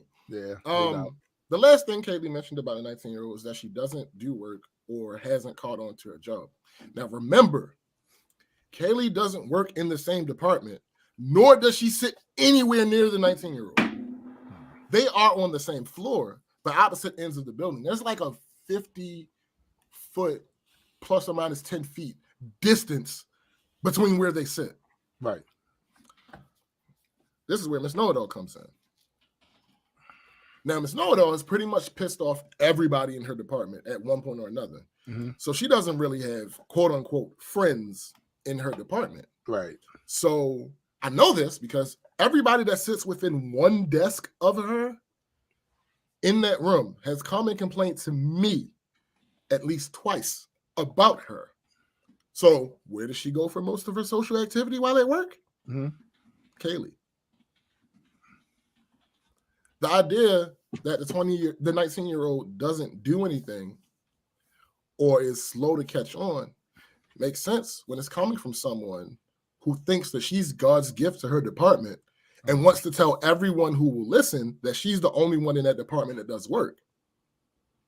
When you add on to that to the fact that I just spent a while training the 19-year-old that very same day, I wouldn't put it past Miss Know-It-All to have said to Kaylee something to the effect of, oh, she was upstairs training with James. It took her all day to learn something that I learned in a couple minutes. Blah, blah, this, blah, blah, blah, blah, blah, blah. Damn. That's fucked up. The trash talking, if that's true, the only way Kaylee would have heard about it. Yep. Miss Know-It-All. Yep. The chance after chance thing, Miss Know-It-All worked at the first location that the 19-year-old worked at when she started with the company. What are my takeaways? To Kaylee, mind your business. Listen, this whole list of things that she has that she don't like about this 19-year-old girl If every single part of it was true, none of them have anything to do with you. Exactly. You can keep that in the tuck. Again, they don't work in the same department. They don't work anywhere near each other. They sit like 50 feet away from each other. And when I say mind your business. What's up, Discord? What up, Discord? When I say mind your business to her about this, I'm not actually getting smart. Legitimately, yeah. if the 19-year-old comes into work, sits down at her desk, pulls out a fidget spinner, and plays with that bitch all day, right, doesn't affect you.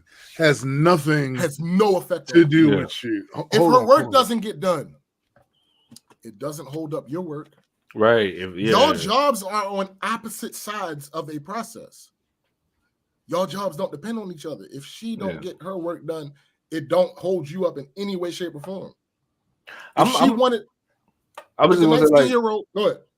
the point, like, even at my job, like, if somebody doesn't do a task that's going to hold up my work, I don't even trip on them because they be like, oh, say something to them. I'm like, no, first off, I'm not a supervisor.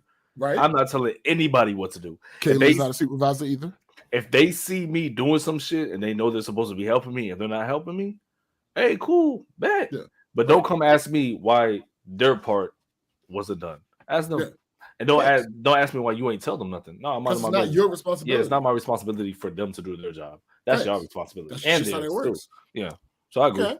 So on top of that, if the 19-year-old, because talking about the whole titties in my face thing, if the 19-year-old wanted to come up to me, literally rub on my arm and blow me kisses all day, it doesn't affect Kaylee at all. Because Kaylee's happily married and not interested in me in the slightest. If the 19-year-old was moved from job to job 15 times, it don't matter. It doesn't affect Kaylee. So again, for the sake of your own mental health, ignore this 19-year-old girl. Yeah, it's because so easy. Nobody should bother you so much that you go on an uncontrollable rant at work without giving care to who's within earshot, to the point that you feel the need to do damage control by pulling me aside to talk to me. Right. I don't take what you said personally. Just as you shouldn't take anything going on with this 19-year-old girl that, by the way, doesn't affect you. You shouldn't take any of that personally. Yeah, facts. Now to Miss Know-It-All. Grow up and mind your business. To her, I am getting smart. Yeah. It seems I think she's in her 30s. You should not be in this weird-ass Cold War with a 19-year-old. I think it's a Cold War. I'm just saying, like... That's funny. Because she doesn't actually... She don't attack the 19-year-old. She don't attack the 19-year-old. Mm-hmm. She just attacks around. So it's like a Cold War. Like, yeah, you have no business being in this Cold War at all. Yeah. You really don't. But again, that leads to the other thing that I don't know if it was mentioned when I was gone, but don't you find it really weird her mentioning the physical appearance? Bruh. So what? I don't know any of these people, so I could be completely off base. For that to become the focus, because we laugh and kiki about it, but in truth, that sounds like some hate right there. Listen. That sounds like some hate. I specifically did not say that. I know. That's why I said it. Because you can either confirm or deny it, and I can't because I don't know. Right.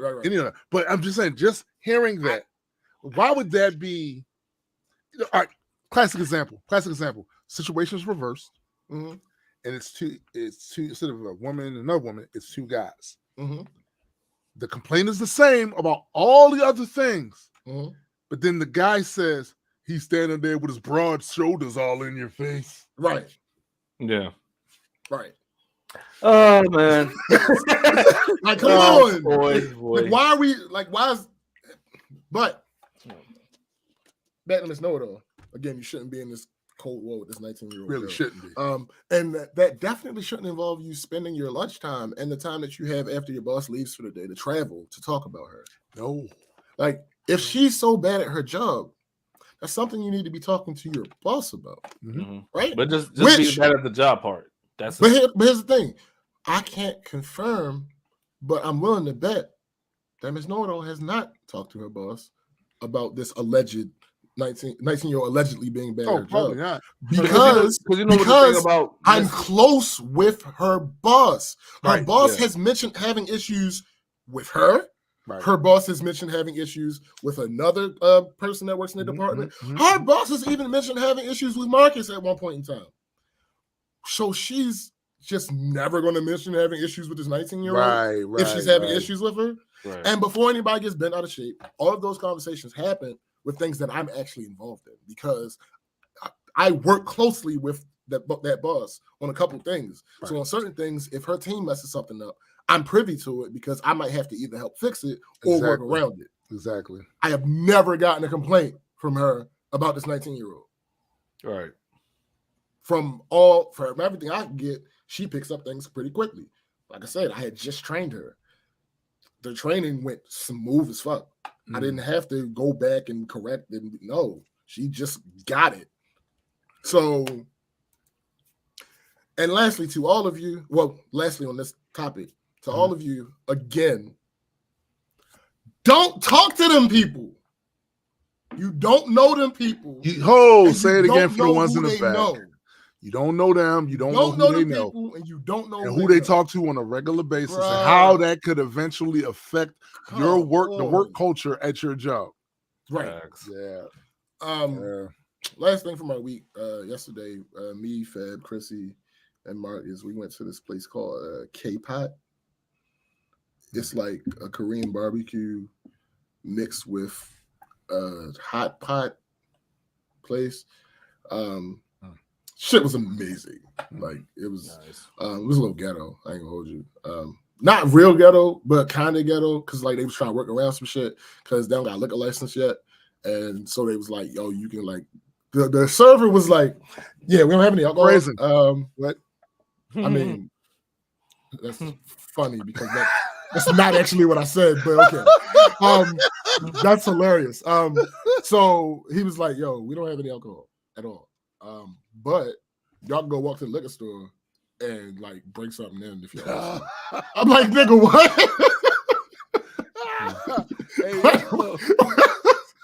We ain't got a liquor license yet, but you can go over there and get some. Bruh, I'm like, what is? All right, so Marcus and Chrissy went and got some alcohol from the store. Y'all got a Kool-Aid license? I mean, bruh, like what is? So I'm calling it triple B's on them. I know you're joking, but I don't know if would that apply. I mean, they don't got an alcohol because they're not serving it. They're not serving it, and they're not selling it. So you can still bring it your own in. Yeah, it's BYOB, bro. But the confusing part about it was I'm still telling door. Fuck that. That's funny. On the door it says BYOB, but when you walk in on the host pulpit thing. Yeah, they gave us cups. They gave us cups and everything. Cups. Like, y'all need some cups with some ice in it. Oh, they was helpful as fuck. Yeah, he was helpful as fuck. And they charged you for the ice, didn't they? No, nope. On the door it says BYOB, but on the little podium that the host has, it specifically says no outside food or drinks.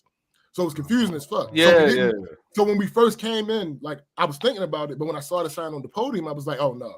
But when we sat down, the waiter was like, nah, y'all.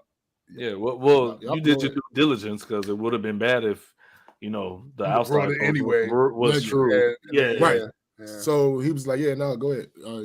Y'all good. Go ahead, grab something." And then, like, I know at the other Korean barbecue, all you can eat joint that's like literally right up the street from it, Iron Age. They don't allow you to take food out. Now I don't know if this was policy. At this place, or dude was just helping us out. They don't allow you to take food out. You have to eat everything on your plate. Then I don't understand what. Most all you can eat are like that. Yeah, unless you pay extra. Yeah, to take out like you make. I must have been paying extra on these. No, nigga, you was cheating. That's the show. I'm just saying, So, like I said, I don't know if this, like I said, at Iron Age, that's the policy. At this place, because we ended up ordering a little bit more collectively. I don't know whose fault it was because I wasn't really paying attention. Collectively, we ended up ordering a little bit more than we could actually eat in that sitting. So it was still food there. So Fab was like, "Yo, y'all got a to-go containers?" He was like, "Nah, we don't got no to-go containers, but he should have y'all got something that y'all can put it in." Oh yeah, dude was just for a second. Be like, "Is that a squirrel?" And as soon as he turned, just grabbed food, take it out. No, again, he was like, "No, if y'all got something y'all can put it in, y'all can." They just opened up not too long ago, right? I think so. Yeah. They're gonna be a little loosey goosey for that. Yeah, for a little bit until they get all their shit together. Then when y'all try to sneak some shit in, they'll be like, "Stop! No, you see the rules. Stop! Better time." Before we go into that, McKenna. Wait, are we fussing today? Oh, well, nigga, I just spent. He just spent a whole. I mean, but after yes, you absolutely. Today, I said, "Are we?" Absolutely. Yes. Okay. So before we go into that, real quick, I want to share these pictures McKenna shared with me in Discord. Our one of our favorites, Cindy, my sister Cindy, she's not here today in the stream like she usually is because she went and did something that I didn't even know was going on this time of the year. She's at a Renaissance. Renaissance. I didn't know that they was doing that. Like I always thought it was here in Maryland. That's around September, October-ish, right? But that's her in the cosplay over there looking like Maleficent. That's her and Jamie, husband, all looking like they belong as part of that realm. You know what I'm saying? I actually always have wanted to go there and cosplay, but never have. I've been twice, never went in cosplay or whatever. But I didn't know exactly what I wanted to go as. You know what I'm saying? But whatever it was, I was definitely gonna have a hood on. You know what I'm Of course. you know what I'm saying? Whatever it was, I was gonna have like or a trench coat. Yeah, that's got to happen. You didn't actually have to tell anybody that. I'm just saying. It wouldn't matter if it's 90 degrees. That nigga come in with that shit on. Yeah, no, we're aware of who you are at this point. Are you? No, no. You know, news. Yeah, right.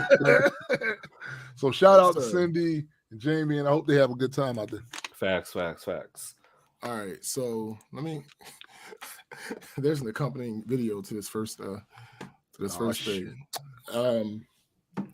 This is. I don't know if I want to blame this on indoctrination. I don't know if I want to blame this on entitlement.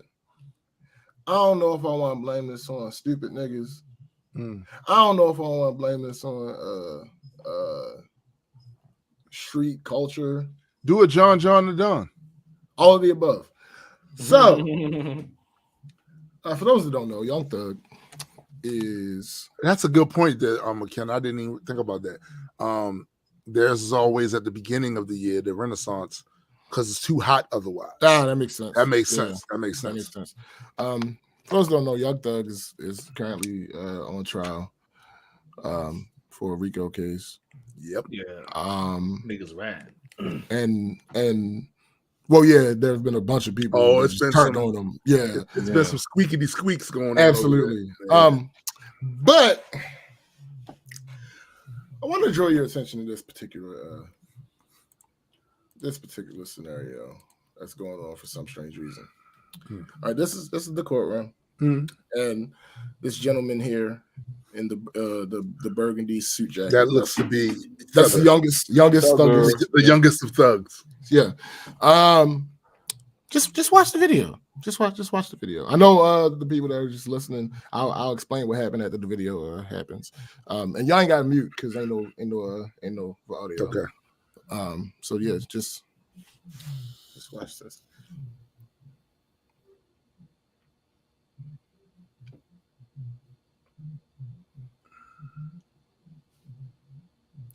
Now pay attention to the guy that just got up. I'm looking at him.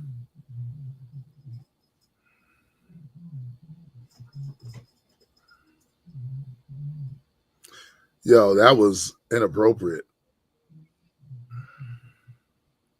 That was inappropriate. So, what just happened? Some might ask. Yeah. Well, the people didn't see it. Well, apparently, so they're in the court. Young Thug is sitting down where he's supposed to be because he's on trial. Yeah. And then someone from quote unquote the audience gets up, walks up to him, which first of all, that's crazy. That's crazy. That's crazy. First of all, should never have happened, bro. He's lucky he didn't get tackled, knocked around, would have fucked him up. The fuck out. Then he proceeds to hand something to youngest, which could have caused him to get beat up even further. Oh no, it probably did. This video ended very shortly after it. So here's the yes, he did, Jonathan. He did just hand him something, and the reports are that what this man handed Thuggius Maximus, Minimus, is a Percocet. Fam, nah, nigga. Nah, no, just no. You don't do that in court. No, period. You don't have shit. Yo. Nah. Fuck Nopistan, nigga. Nah, Tom, nah, you don't have to look it up. Bro. Okay, so allegedly. Fine. You know why I believe that's what he handed him? Hey, because he got up in the first. Listen, y'all. I don't know how many of y'all have ever been in a courtroom setting. I unfortunately have been in the courtroom setting more times than I should have for a wide variety of things, including the big one. You can't get your ass up and go over to a defendant. No. What? No. So this is why anybody with the gall to do that, and mind you, these supposed to be street niggas. Right? That ain't smart. Y'all know what court is. So if you got up and did that just to get up and approach him, you gave him a Percocet. And hold on, but you did. But he had on a blue suit, ain't it? Hey man, let me tell you something. He could have had on blue suede shoes. I'm saying he was loud with it. Bailiffs, you know what I'm saying? He's loud with it. Bro, they not playing with your monkey ass. I'm just saying he's loud with it. Like the video cut off shortly after. Yeah. I don't know what happened. I know what happened. I ain't saying that's a fact. I don't know if that's a fact, but I know it's a fact. I know, he got away with it. Until he did he ain't get away with it. Nah, nigga. Like, that video cut right before the real game began. Security. Oh my! But I think they let it play out like that so they could. Oh, that's what we doing. Okay. Well, I don't know, because if you look, once he starts approaching, they start walking towards Young Thug. Yeah, they do. They do. So I don't know if they let anything happen. Yeah, here's the thing about that. They might not expect him to move as quickly as he moved. Not only did they probably not expect him to move as quickly as he moved, they didn't expect him to move. See, you're in a setting with that shit audience and it's not supposed to happen. So when you're in a setting where certain things aren't supposed to happen, you don't expect them to happen. That is not proper. So when they do, it can catch you off guard. Like, whoa, wait a minute. Because also they try to see what's about to happen, type shit.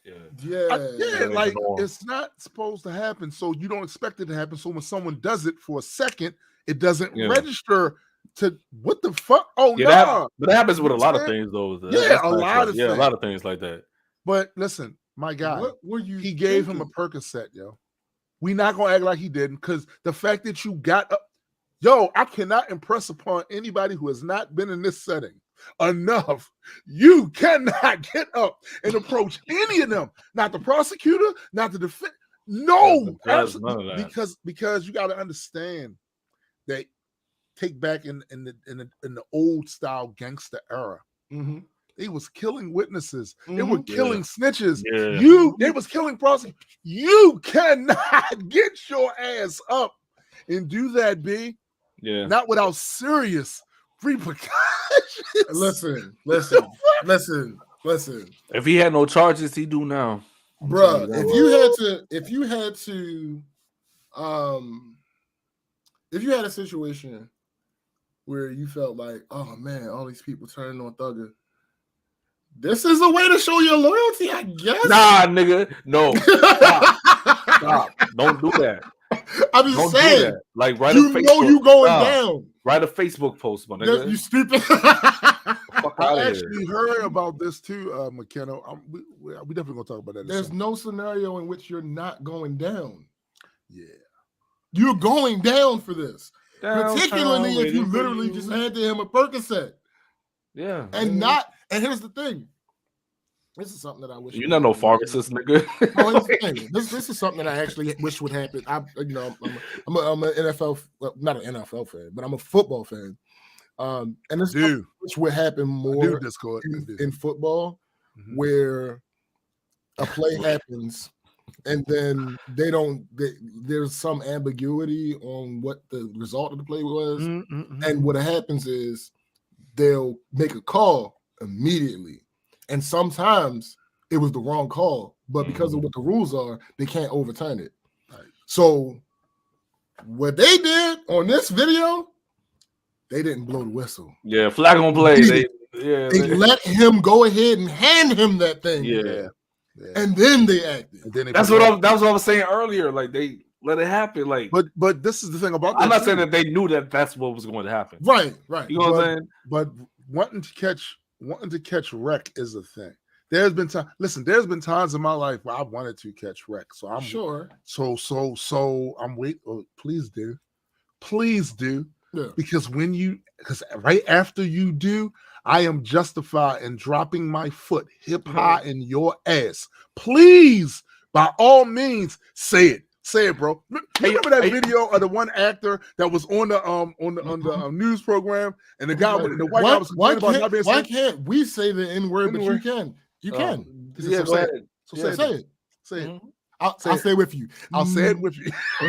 What remind me of? Like, when people go to like football games, soccer games and shit, or whatever arena of sports, right? Mm-hmm. And then everybody's supposed to sit in their seats to watch the game. And then sometimes you have a person that gets out their seat, run on the court, feel whatever naked, do crazy shit. And they don't get stopped. They let them do it. That's what that shit reminds me of. But when they get caught, though, they get beat the fuck up, dog. Listen, you figure, I've worked security. You spend most of the day doing nothing. You're standing there, or you're writing your hourly thing, or this hour went by, or you have to walk a route. You walk your route, nothing. Sometimes you crave for some action. So you go watch it first. What I would love to see happen is that in situations like that where there's a camera, the camera pans in on the face of the security guard. Because I can almost guarantee you, if he's worked there long enough, when shit like that's about to kick off, that involuntary look on their faces. Yeah. I've been waiting for this. Finally. Mm-hmm. I've been waiting for this moment. Oh, bro. No, here's the thing. When I first saw the reports, it was before I saw the video. So I'm like, yeah, they lying. No, there's no way this actually happened. The reason you said that, bro. See, I'm gonna tell you something, bro. This is how sometimes we are handicapped by logic. By logic. Because we gonna nobody would. Nobody. You ain't no way. We know humans gonna human. Bruh. We have to leave a caveat for them to, somebody might. Apparently. Like, you know what I'm saying? Nigga, I'm like, hold on. What? There's no way. Like, I kept saying it. But I was saying it from not outlets or anything. Like, I saw somebody, like, random person tweet about it. Then I saw another random person tweet about it. Then I saw one of these, like, hip-hop news aggregators, which is still not a credible source, tweet about it. And then, as a matter of fact, they're minus credible. Right. A lot of minus. And then the video. And I'm like, oh. This motherfucker, to be clear, there's so much fuckery around that case. The shit that I've been following of it, this motherfucker snitching. Oh, this motherfucker stuff. My thing is, stop playing. We know what y'all was doing, B. Now they do have to prove it in the court of law. That's part of the whole situation. But just like niggas, like we from that. We from that. We know. So stop acting like y'all wasn't carrying it like a gang. Yo, James. Let me you can tell these people that, but we already know. Come on, James. Let me ask you a question. Because you said it could be a bunch of scenarios what it could have been. I'm gonna let you know what it was. It was nigga shit. Yo, see? That was nigga shit. No, but I refuse to give it that term. I'm not saying because they black. I'm just saying because This why I'm saying that, right? Yo, enough of us been to court to know you ain't supposed to do no shit like that. But that's why I added the possibilities like entitlement or stupidity. Nah, what? Nigga shit could be stupidity though. I'm about to go with Addy on that. It was that suit. Bro, it's one answer is as good as any, right? That's facts. That's facts. It was done. No, I know what it was. There was a lightning strike without rain that day. Stupid. And it was like, oh, this is my sign. And we had a hand thug a perk. What if he was hit with lightning? What if his shoes were blue suede first, and then he got hit with the lightning and it bled? Upward. When the shoes started going up, bro. Our brains do run off of electricity. I know, I get it, bro. Yeah. All of us have seen these court shows or scenarios in movies that have to deal with trials where there's this big dramatic scene, right? Where a motherfucker gets something and go, you son of a bitch, I'm gonna do all, and then he gets grabbed and it looks dramatic. That was a nigga moment. But the truth is, when shit like that does happen, it takes the bailiffs a moment for that shit to register. Yeah. I know this motherfucker. They're not used to it. You know what I'm saying? Right. Yeah. I know. Like in the movies, it happens quick. Motherfucker get up, they on him. They on him, right? In real life, it doesn't. That's why. Like even with car crashes and shit, when you get in a car crash, like your first instinct is to jump out, get the insurance. Your first instinct, oh, what the fuck just happened? Right, bro. It's part of human nature. When shit is not, you're conditioned for certain shit not to happen. They were buffering. They were buffering, yo. They were buffering. Hey, listen, if you see an elephant walking down your street, you're gonna pause. Like, huh? Because you're buff. This is not. It's not supposed to happen. This isn't happening. Yeah, it's not supposed to happen. Here's the thing: when the judge stood up. You know, like here's the thing. If even let's say the nigga in the blue coat didn't realize the danger that he was in. Let's just assume that. Right. When the judge stood up, actually. Yeah, that's when you said, but I gotta say, bailiffs would have been fired because I shouldn't have. If I'm the judge, I should not be getting up to restore order in this court. This is some shit. What are you really paying for? Anybody stop tasing me, bro. It should have been a moment like that. Like even if you've watched the court procedurals or whatever, you know that when the judge stands up, everyone else has to stand up. Yeah, that's what happens in this video. You see them approach the guy. And then you see everybody stand up. The reason everybody stood up is because the judge stood up. Right. The judge, as Tim said, the judge should not have to stand up. No. To restore order in the court. No. Those things should already be put in place. That gavel, stand up. That gavel is all the activity he should need to.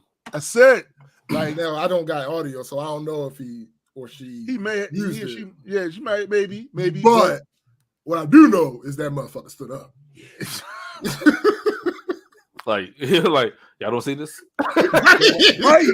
Y'all see this, right? Right. Oh, all right. Somebody get this man. Somebody don't grab me about this shit. Something's happening. Yeah. Which is crazy because like the vantage point of the judge is different than everybody else in the room. Exactly. So that means everybody else in the room. Oh, the judge was probably like the whole time was like, I noticed. That's what I'm saying, though. That means everybody else, like the bailiffs and all that shit, security, they supposed to be more on point. Yo, hey! Yeah. Well, if you look at it, the judge was in the Hawk position. Remember the first Avengers? Yeah, Hawk got all the way up there so he can see better. The judge is sitting up hiding everybody else. They can see the lay of the land. And he probably, you know what? SPJ probably right. And maybe once you become a judge, you get the bullet time effect of observation, like you be in the movies and shit where shit goes slow. Like so, the judge literally watched this motherfucker's muscles tense in his shoulders and in his forearms. So all that pushing himself up, pushing himself up out of that chair. It was like, think was like, oh no, motherfucker ain't getting up. Yo, every single step was like, I know. The nigga stopped by Thug. The judge's eyesight zooms in on the dude's hand. Yeah. His hand starts moving forward. It turns ever so slightly, and then it begins to open, and the judge sees the pill slowly drop. And he's like, hey! Yeah. Hey, motherfucker. Like, yo, what you doing? Oh, the nigga stood. Oh, he's standing up. Oh, he's walking now, but not towards the doors.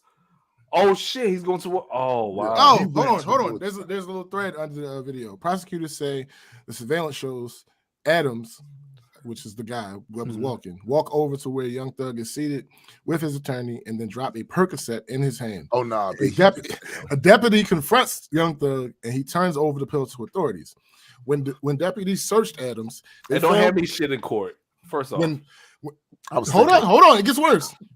When deputies searched Adams, they found him in possession of Percocet, marijuana, and tobacco wrapped in plastic and food seasonings to conceal the odor of the weed, according to investigators. Adams was taken to Grady Hospital after he appeared to ingest other items of contraband in an effort to conceal the extent of his crimes within the courtroom. Prosecutors filed a motion asking the court to make a finding of fact that court was delayed on January 18th, 2023 because of the actions of defendant Williams and defendant Adams. So he was a co-D. Yo, my thing is, you a co-defendant. Yeah, sit your ass. Nigga. Y'all already up the creek somewhere, nigga. Y'all already are on trial for RICO. This is what I want to know, though. You ever heard that old saying? Oh, they not to bring sand to the beach. You're already up shit creek. Why are you bringing doo-doo? That's what I'm saying. Why are you bringing doo-doo? Nigga, you have one job. Stay seated, nigga. Like, shut up. Yo. But see, again, this really confirms a lot of the things that I've been thinking about today's criminals. See, when you see people get on their rapidy raps and brag about the crimes and shit that they did, and you go, well, I wonder why. If this is real stuff, you're basically giving the state evidence against you in your shit. And we go, why would you do that? I'll tell you what. They're dumb. Yo, they're dumb. You're on RICO for gang-related crimes, bro. Yeah. And you decide that it was a smart idea for you to bring contraband and actual drugs. Remember the old days? No. When we were seeing movies, they put a file in the cake, or they did some shit where they hid it and they sent it in the mail because they was trying to do subterfuge. Today's criminal literally puts the shit in his pocket and walks into the courtroom. And then here you go. Bro, here you go. It's because they're dumb.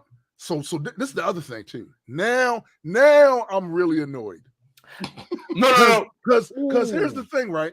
I hate when I've been right all these years. Motherfuckers gaslight the fuck out of me about the shit. It's a style. When I said these motherfuckers sound dumb on these tracks, it's a style. No. Hey, it's not a style. They're dumb. Let's double back to your point. You said back in the days they would do like all the secret shit, put it in cakes and all this shit, right? Mind you, there was like less technology, cameras and shit like that, right?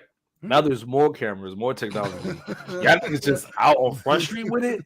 Yo, yeah, they dumb. I agree, Bro, they dumb. They're dumb. Also, dumb. let's not leave Young Thug out of this equation. No, because I'm sorry, I'm not taking it from you. Yeah, no, I'm glad you brought that up because I was about to say that, but then I got distracted with the other point. Yo, how does your hand do this? In court, period, nigga. Is he walking up to you with a folder? With that's what I'm saying. He ain't handing you a file or nothing. This is the evidence that'll free you, my right? No. He walked up to you with something that can fit in the palm of his hand. This will free you. Like he could, like he ain't pass you the bombshell that'll like get you free, my nigga.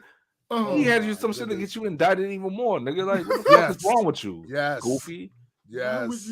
Yo, I'm more mad at Thugger now. Like nigga, like some people would call it a open air drug transaction. Because bro, I lived did that.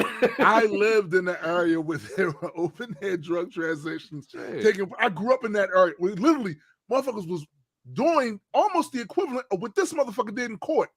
They would walk up to the cars and serve them. Yeah.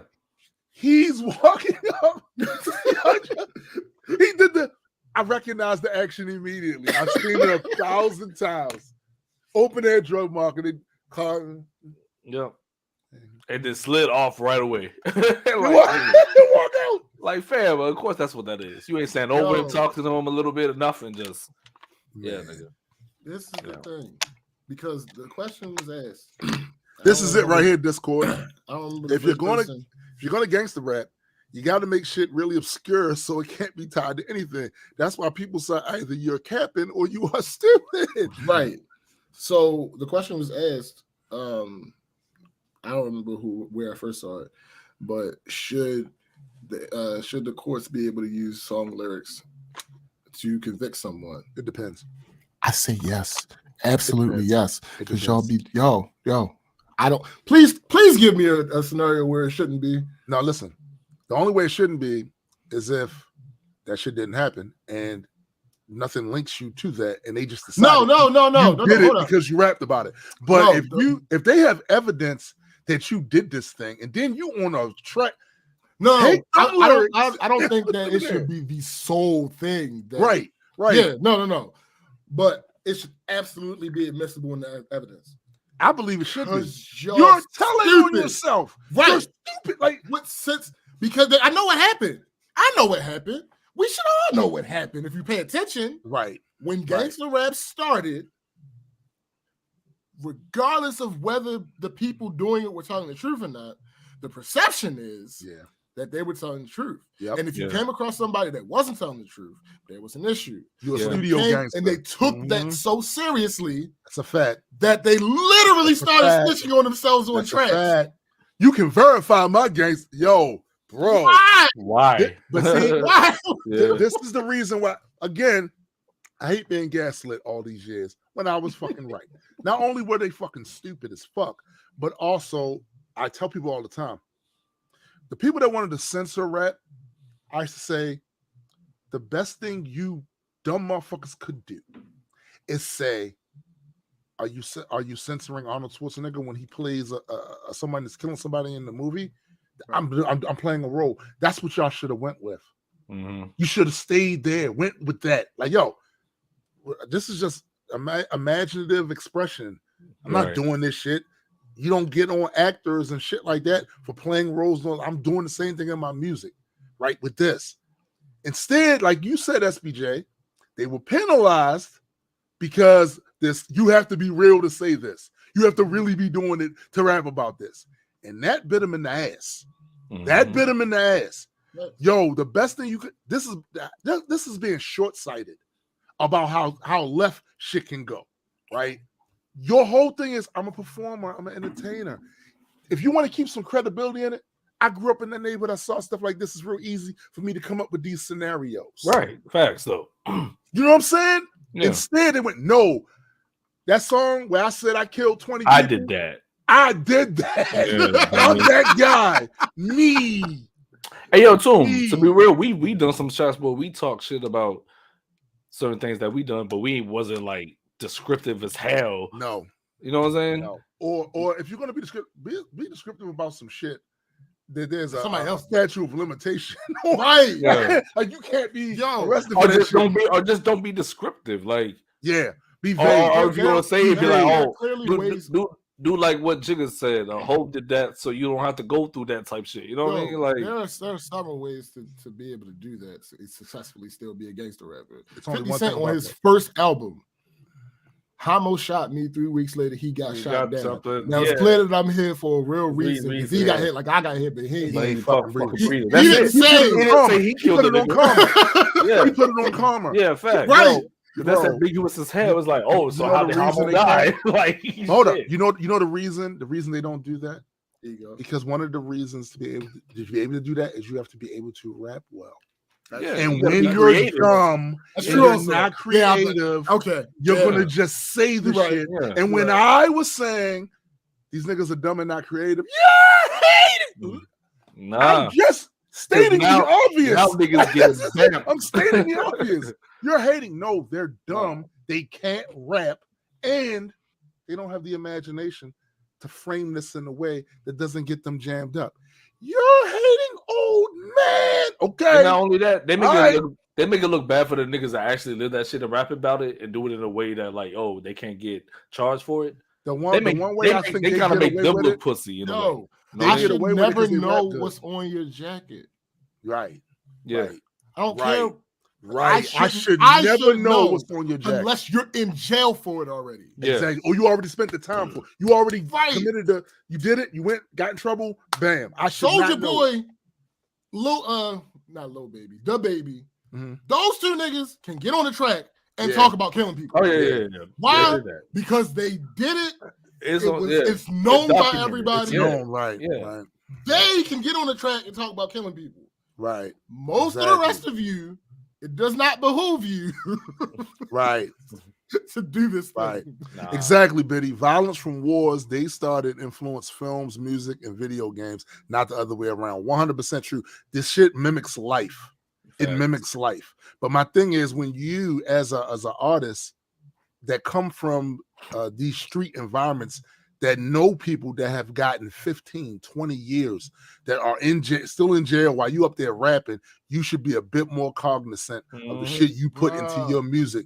Because again, like if I was to tell y'all the number of people that I grew up with that are either in jail or dead now from that street shit, the fact that I am still sitting here able to be on this podcast and talk to y'all, the fact that Addie is still sitting here able to sit here and talk to y'all, hear me when we tell you this is not smart.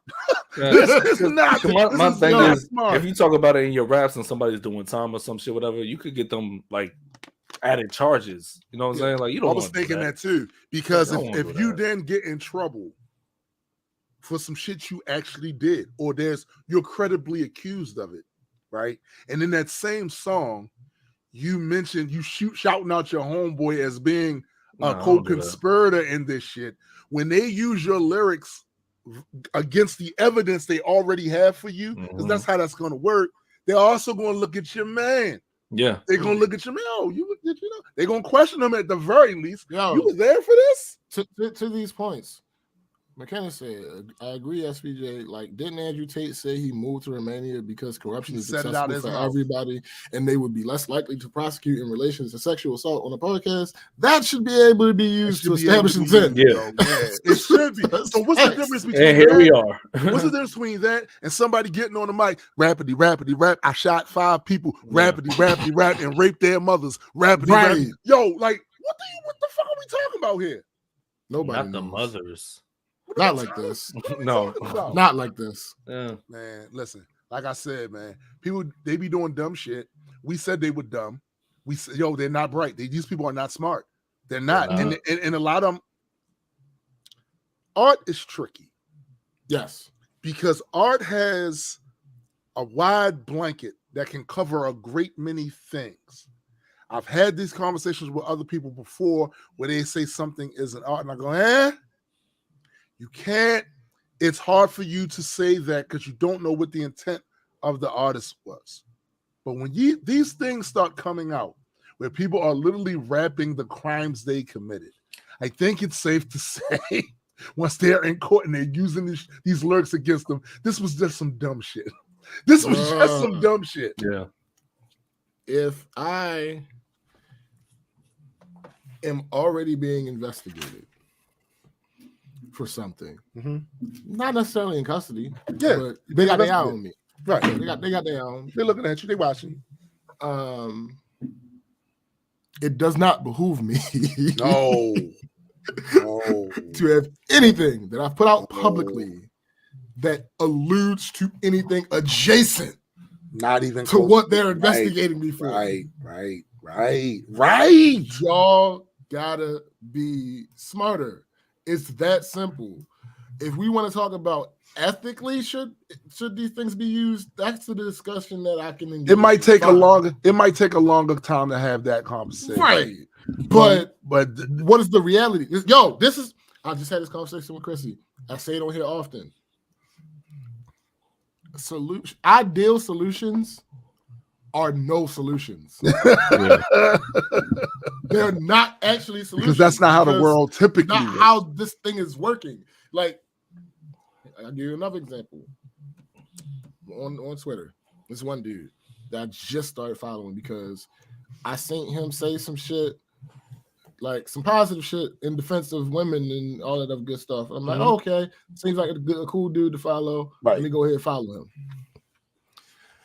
The problem comes in when niggas start talking about this idealism in solving issues. So one of the hot topics of Black Twitter right now, again, because it happens all the freaking time, is if a guy spends money for a plane ticket to bring a woman to see him, what should that mean as far as expectations? Now, my stance on this is, and I can understand why people will argue, because people argue about the whole, when we talk about women being assaulted or whatnot, and we use the phrase, that's somebody's mother, that's somebody's daughter, and the people that'll be like, no, it doesn't matter if it's somebody. Yes, it does, dude, nigga. Because that's how. There's no action that is independent of beliefs. Right.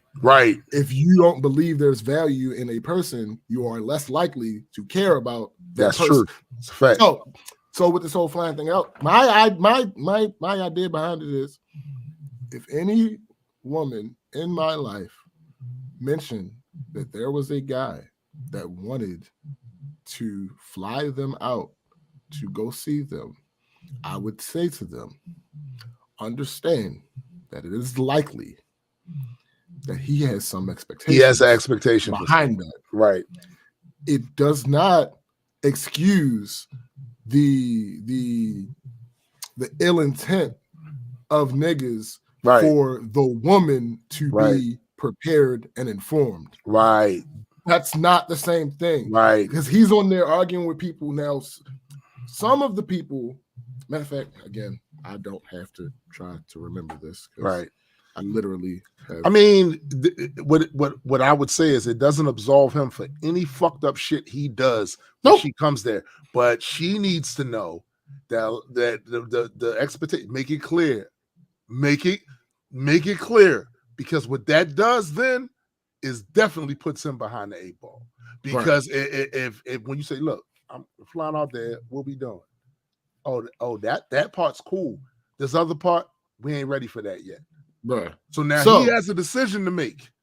It's just that simple. It's that simple. So here it is. Somebody says, let me follow it.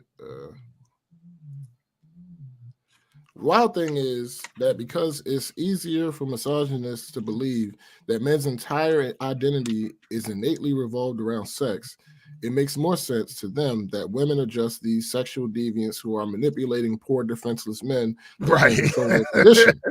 So someone says to him, "You're right, but I can't believe you wake up tweeting like this." He said, "I truly wish I didn't. I get more sick of me than y'all do. A lot of these niggas need help, and I just have faith that they can be better, so I don't give up. That's his first. That is where you fail. That's his first mistake. I said to him, I didn't say to him, I retweeted it. Mm-hmm. You're fighting an impossible to win battle. Yeah. But you're definitely pointing out the idiots, and for that, you are doing good work. He says, not only is I can't see this person's tweet because they put that shit on private after he got in the ass. He says, not only is comprehensive consent education very important, but teaching boys/men that women can like you and not want to have sex with you is vital. And that being kind to women doesn't mean she'll give you more. So if you're going to do something for her, do it out of generosity. And I said, yo, he's stupid. The person you're talking to is stupid. He's never going to understand your point. Nope. And that's why always going to double down on dumb shit. And that's why I would personally tell any ladies in my life to understand that if a dude is trying to fly them out, he probably expects something. And you that is not up front. That's not what's going on. That's not validating him for expecting something. No, that's not. No, it's just the reality of the situation. And he goes on to say something to the effect of, how am I supposed to stop? How y'all claim y'all want better for y'all community, but you're unwilling to see the good in people. Nigga, you have a list of people in your comments showing you that they're not redeemable on this particular topic. Yep. In order for someone to want to do better, they have to acknowledge that they're not doing the best. They have to acknowledge that there's a problem with what they're doing. And then if they're not willing to admit that there's a problem, then how are you going to get them to even accept the solution for the shit? But the other thing about this is you're talking to people who have already been conditioned. Where we change things for the better, you gotta go to the kids. You gotta get to the kids. The people are yes, it is possible for motherfuckers to acknowledge their wrong way of thinking. I've done it, right? But we're talking odds here.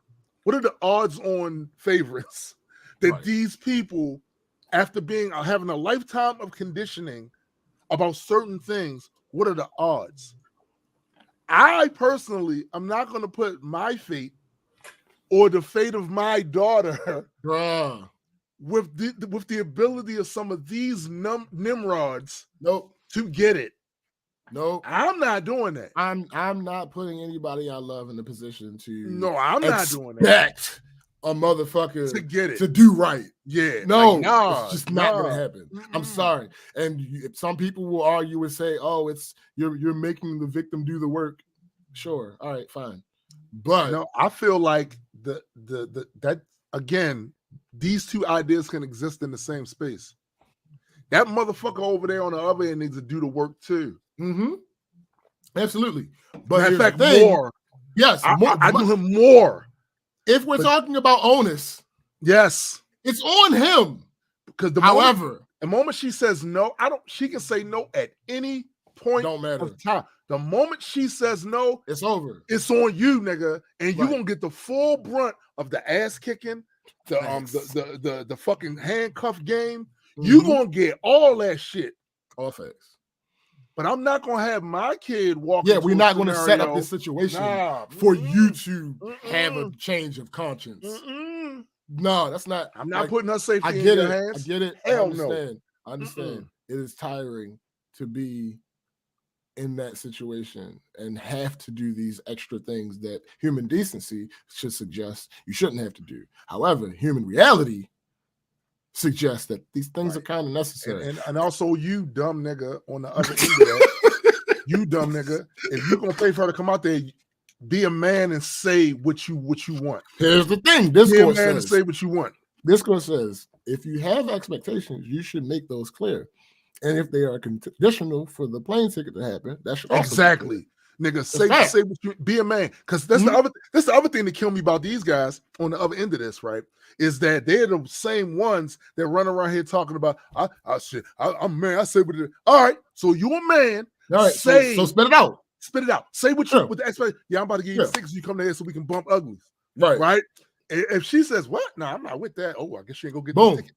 All right. You are a complete dickhead for that, but at Absolutely. least you said what your expectation You gave was. her the opportunity. Yeah, to don't actually play make a in the decision. vague space so that you can have a reason to claim you're mad at her. I mean, I spent all this money. Nah, say it with your chest. Say, the reason I'm calling you to come over here is so we can get down. But should it also be like the dude? Yo, you better don't play right now. I'm not playing. Okay, no. Hold up. I didn't start with. You got to hear both sides. I know. Right? That's why. I was just being dead ass serious. Right. But shouldn't it be on the dude to be like he knows what the vibes are? You know what I'm saying? Well, here's the thing. Because I feel like no. We're not talking about should or shouldn't. What I'm saying is, because I would never put myself in a situation like that if I didn't know, like, all right, that's what we're here to do. But you're one of the good ones. I was about to say. That's what I'm saying. So they should learn how to read the room more. No, what I would say to them is there's no need to read the room. Right. If you do what Discord just said right here. You know, I agree. You have expectations. When we start talking about words like should, that's ideal. It's idealism. That's idealism. That's I get idealism. That. We're talking about what the facts are. What is? No, I'm not should. I am agreeing with y'all though. I'm agreeing. No, we know. What we're just saying. Yeah, we know. We're not going to give the space to these numbnut ass niggas. I wouldn't do any of that without knowing what we're going to do. You know what I'm saying? Right. Even if we didn't like fully talk about it, I have a sense like if it's just some work shit, it's just some work shit. Also, if it's some other thing, it's some other thing. You know what I'm saying? Also, a lot of these guys, and you got to blame the culture around them for some of this shit too.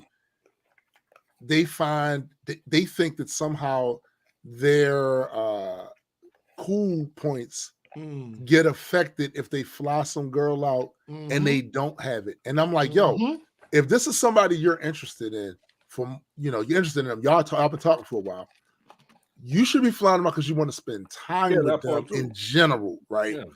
And not expectation. If the other thing happens, because look, she might say no, we ain't with that, and then she come there, and she might change her mind. That all depends on if their intentions are pure. You know what I'm saying? Right, but no.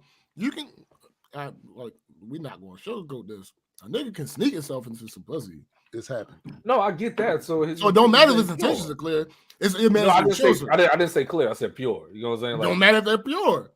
It just depends on what he shows it. Because niggas can act all day, B.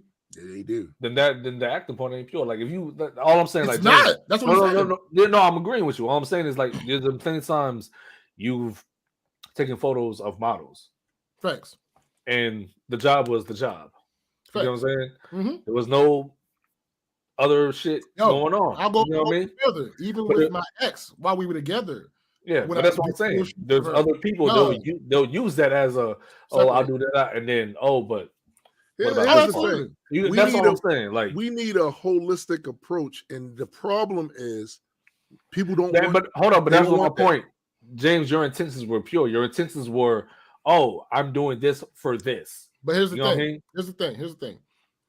No matter what my intentions were, there have been scenarios where a model that I've been working with, there were opportunities for social extension. Absolutely. No matter what my intentions were. Absolutely. So I could have been on this situation where, like, I'm going to go ahead and be nice to her and blah, blah, blah, blah, blah, so that I can get this opportunity later when we're not doing this. Right. Because I'm still not going to combine the two. Right. But my intention still could be unpure. But then that's kind of different, though. Your intentions versus your actions, B. But that's what I mean. Your intentions versus but your actions too. That's what I mean. Like you can intend a whole bunch of shit, but if it doesn't work out, then you have to ask yourself, is now the time that you become a criminal? But that's what I mean. Because with this shit didn't turn out the way you thought, now you're gonna take it. Now, whatever your intentions was, if even if they was bad, as long as she comes there, she ain't with it, your plot doesn't work. Right, and you don't commit any felonious act, right? It doesn't matter. It's actions over what you're intending. That's what I was saying about James and like with the intentions, fine. You got the good intentions. Then act on those intentions. You know what I'm saying? If you act on them, then all right, cool. It's all good. You're not doing nothing wrong, right? You know what I'm saying? But if you're making your intentions like opposite than what your actions are going to be in that moment. when it actually happens. You know what I'm saying? Oh, we're just gonna do this and this and that. And then when y'all get there, you sneak some scumball shit in. That's you feel me? That's fucked up. That's all I was saying. I got because I said intentions the whole time, but I did mean like after the intent with the actions. You know what I'm saying? Okay. Like how you're 100% correct.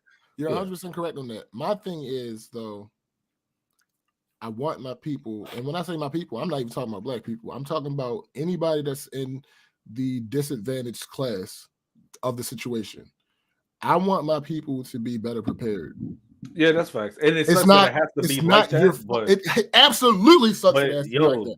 It's not your fault. Yeah, we're not victim blaming at all. Right. We're just it's not your fault. These things but it does behoove you to be more prepared. Yeah.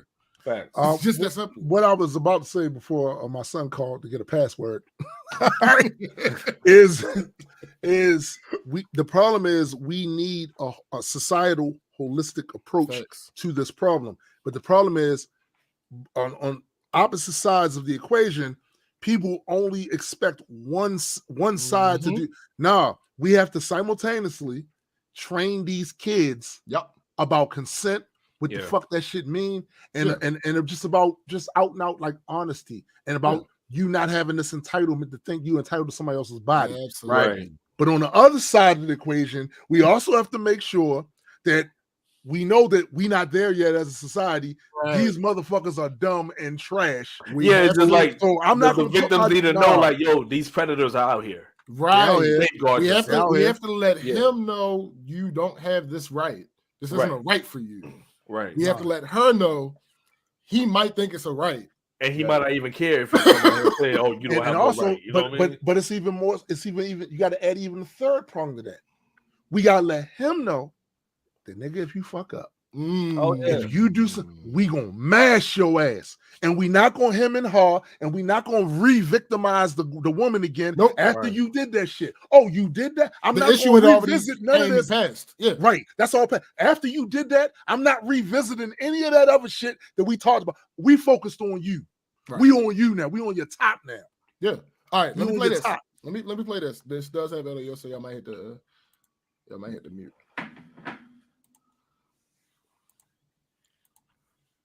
Yo, did you read Chrissy? Yeah, I did.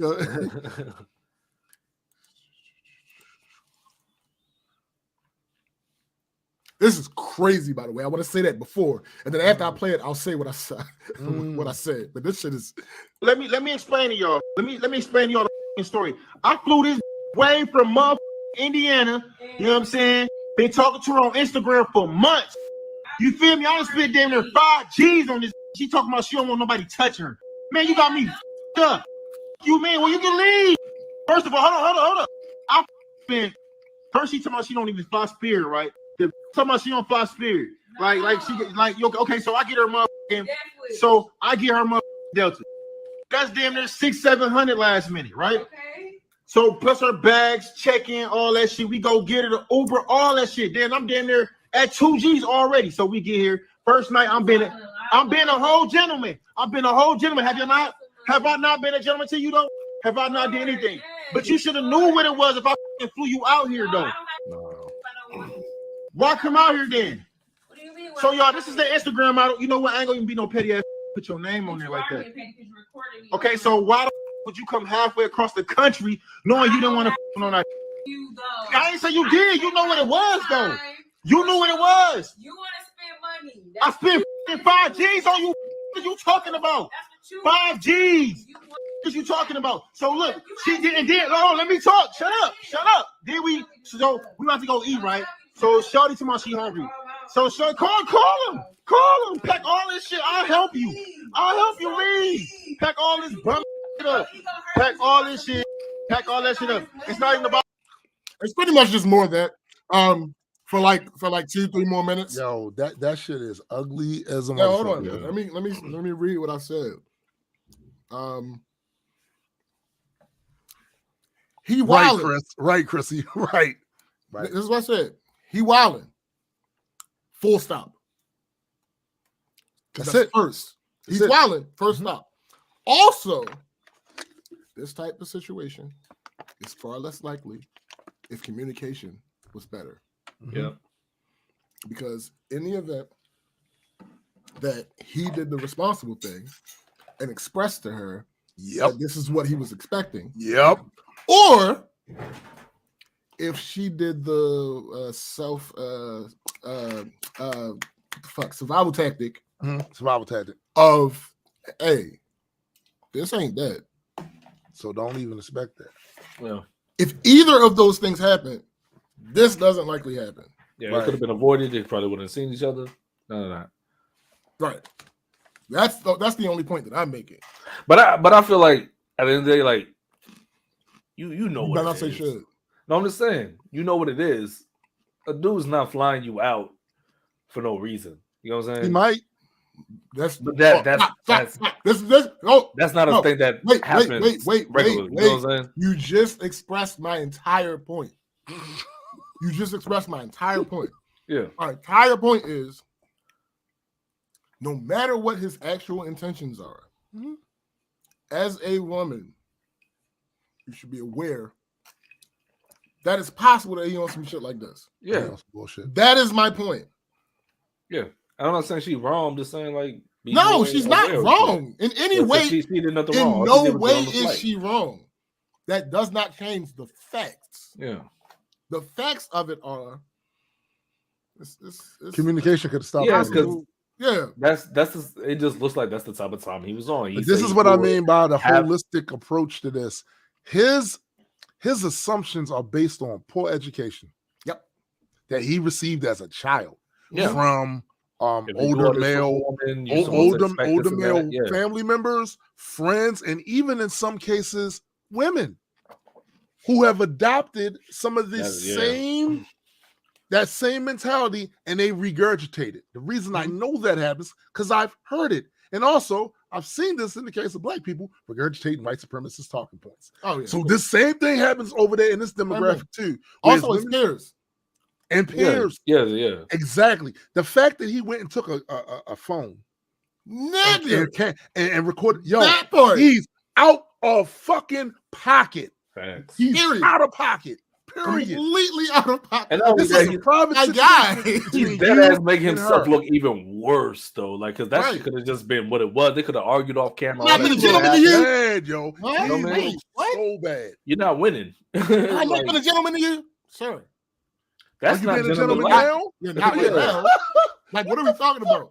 He looked bad. Christy said, how do you feel about the girl flirting, talking big shit, and then getting there and nothing? How do I feel personally, or how do I feel generally? Yeah. That's a good- Because that's a those good- are two that's a different, good those parse. two different answers. Yeah. Both are built off of the general answer, which is it's all right. yeah, she can do what she wants. She can say Yeah. no. Yeah. And guess what? Yeah, Guess she what? wanna I'm fight out there, she even gonna if say even what if she I wants feel to get a fight out there. disappointed or upset about the whole situation, let me tell you what I'm not going to do. Go to jail. Facts. I'm not Yeah. going to jail. Yeah, look, that's what I'm not going to do.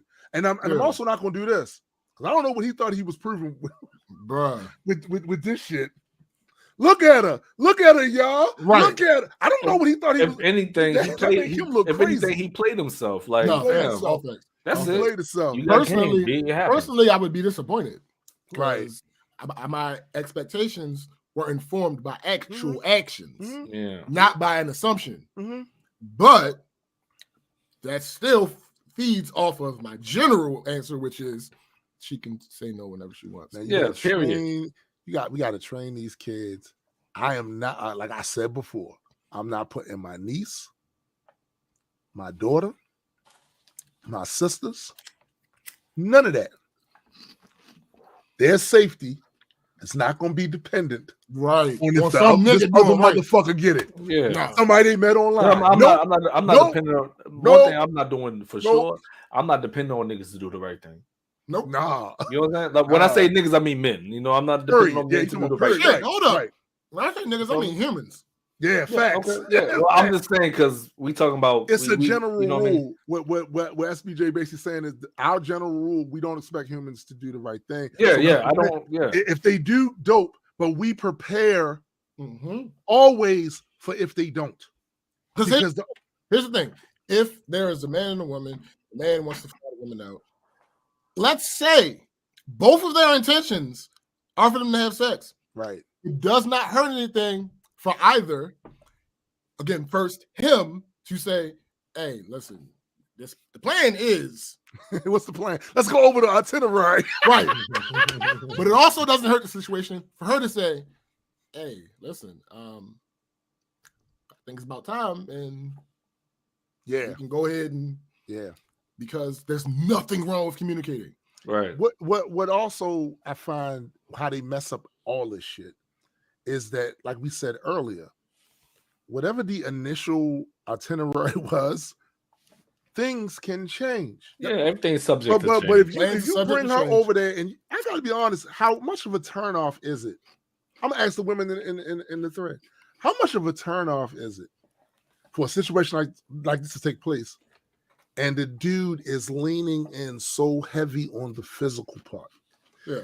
Not that we had great conversations before this. We're having great conversations with ourselves. Now we're in person. We're having fun. He's leaning really heavy into that part. Every part of the conversation at some point leads to that, goes to that, instead of just enjoying the time that y'all have right here.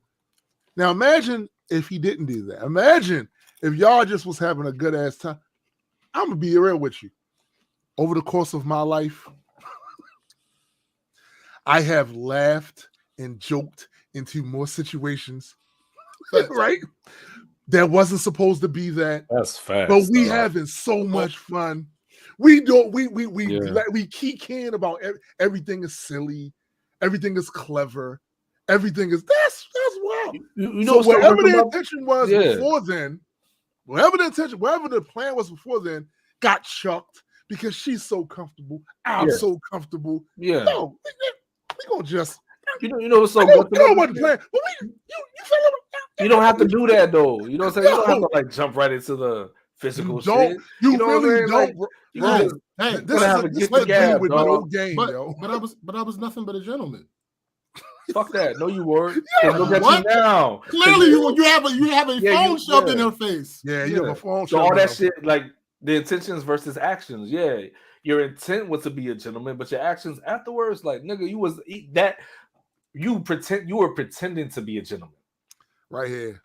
But then your true color show. Right here. What I'm saying is some of these dudes, some of you lack game, and it shows. And this is the reason why when you see these manosphere motherfuckers be following that, I be looking at dudes crazy. I'm like, yo, so you really having, do I look like Denzel? And do you really having this amount of issue with this? Because how come I'm not? I'm not having that. And the thing is, them niggas be having money though.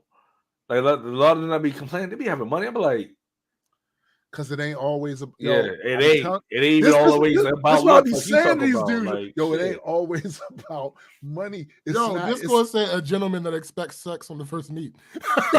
right. I mean, that shit does happen, but shit. Right.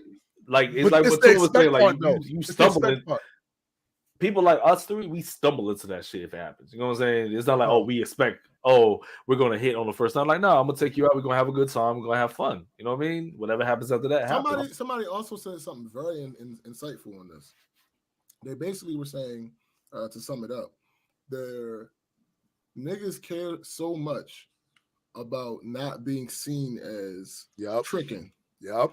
They care so much about the idea that they are not dealing with a sex worker, right? They turn these women effectively into sex workers. That's facts. It was you're I paid, so you gotta.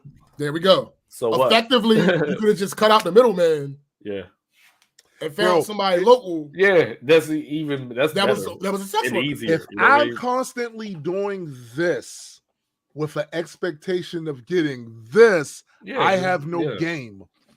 I'm telling you that shit now. Yeah, just bro, sex you don't, shit. Bro, you don't need, bro, just, you know what you could just be?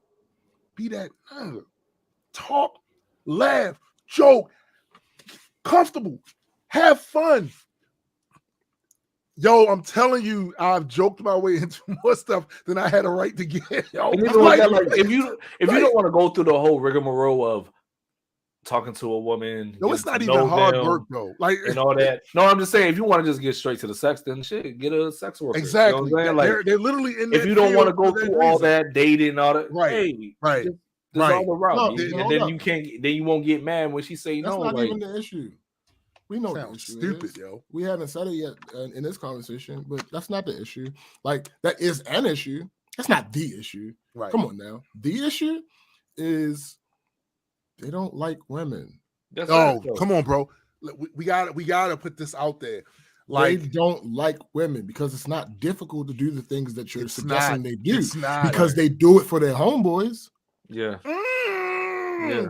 They be sipping for their homies. They be charismatic and causing uproarious laughter. Yo, that's and all this and being considerate and you know, footing the bill and all this stuff. They do that for their homeboys.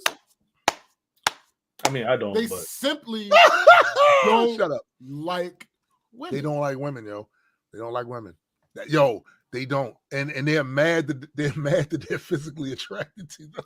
Right. They're angry about that shit, man. Bro. Because here's the thing. It's like SPJ just said. None of this stuff is difficult if you like women. If you think of women as people and you jump, you like being around. None of this is. It's not difficult to laugh and joke and play. No. And you are just being your most charismatic self. It should come naturally. Yeah, but that's the thing. Will be that's the easy part. You know, like just getting along with somebody, right? Yeah, like fuck out of here. Yeah. Now, listen. There's always personality clashes in some situations. That's facts. Yeah. Where y'all might not have the same type of sense of humor, blah, blah, blah. And it is what it is with that. You're not going to always be able to. But my thing is, my success rate is not, look, y'all just don't have no fucking game. Y'all don't have no game, yo. And game is not just you being deceptive. Game is literally you just, we're going to have a good time. We're going to have a good time. We're going to talk that shit. We're going to have a good time. Yeah. We're going to have a good time there. Because I think when it comes to the other side, like they just like getting dubbed, they take that shit real personally. Yeah, I've been dubbed before. Discord is killing me with this. Funny. You expect your homies to put out shit? Here's the thing. Given the behavior that you've displayed, your homie might be more likely to put out than. Hey, I ain't. Don't do that. No, listen. No, do it to him. Listen. Do it to him. Seriously, because do it to him. These niggas don't like women. They don't, it's evident. They don't, yo. Because it's not that difficult to get along with people. Yeah. That's what I was saying. And you can hear the rage, too, by the way. Like, that's the other thing I was saying earlier about the manosphere shit. Like, hear the internal rage when they're expressing this stuff.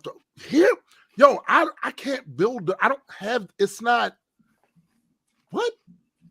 My experience with women that they're people. I don't know. I don't know what experiences these guys had or who is coloring and filtering that experience for them to see that shit that way. My experience with women is that they're people. That's my experience with women. They're people. They're what? This guy. For real? Oh shit. Mind fucking blown. Wow. Yo, it's the craziest shit ever. And this other thing too. That's why one of the reasons that I fuck with this little squad right here is because not enough men calling other men out on that shit, and this squad does it. This squad calls dudes out. We're gonna call you out. Because that's another part of that shit too. Like some of these guys that get on these podcasts and say all this crazy shit, or the listeners and get on these threads and say all this crazy shit, they quick to call out a woman to say some shit about the woman. They don't say nothing to the dudes. Yeah. They don't say nothing. Like, I ain't even gonna cap. Like, even at my job, like, people were saying like wild shit about women and the gender politics and all this shit. And then niggas be asking me if I agree and shit. I'd be like, no, like some of the shit I roll with. But a lot of shit, I'd be like, nah, nigga, that's not how I feel. Because I have, like, biologically, I come from women. You know what I'm saying? It might be a surprise to y'all. Like, genetically, I have a mother, you know what I'm saying? Like, with our mother, aunts, and shit like that. Cousins who happen to be female. I have mitochondria DNA. You know what I'm saying? I might. All of this shit y'all saying over here about women. For me to want them to want to have fucking equal rights and all that shit and be treated fairly. I'm sorry. My bad. Like, fuck out of here. But then I have to also understand I live here. So a lot of those, like what you were saying, what we were saying earlier, what we were saying earlier, a lot of those tropes and things that people say from like older generations coming into the new generation, they regurgitating that shit. Mm-hmm. Yeah, I'm not surprised that I hear it. I'm not surprised that I hear it, but I just hate hearing it because when I say I feel different, I'm the weirdo now, and even sometimes the women that are listening still see me as the weirdo because I'm like, I don't see it that way. Mm-hmm. You know what I mean? Right. But it is what it is. But again, that's also what we talked about earlier about the conditioning. Yes, it is. If nothing else in the next 20 years sticks, please understand the fact that people that belong to marginalized groups can be conditioned to go against their group. Yeah. I'm gonna go a little bit stronger. There is not a plight that exists that is not aided by the people that it attacks. Facts. Yeah. Not a single one. That's why Facts. It's just that simple, yo. Facts. Like, listen, I get it. There were literally Native Americans helping the settlers kill other Native Americans. Yeah. Now rewind that into your head as many times as you need to understand that this is a phenomenon that happens. Yeah. And and it's actually a feature, not a bug, at the end of the day, because it happens too much. Right. Yeah.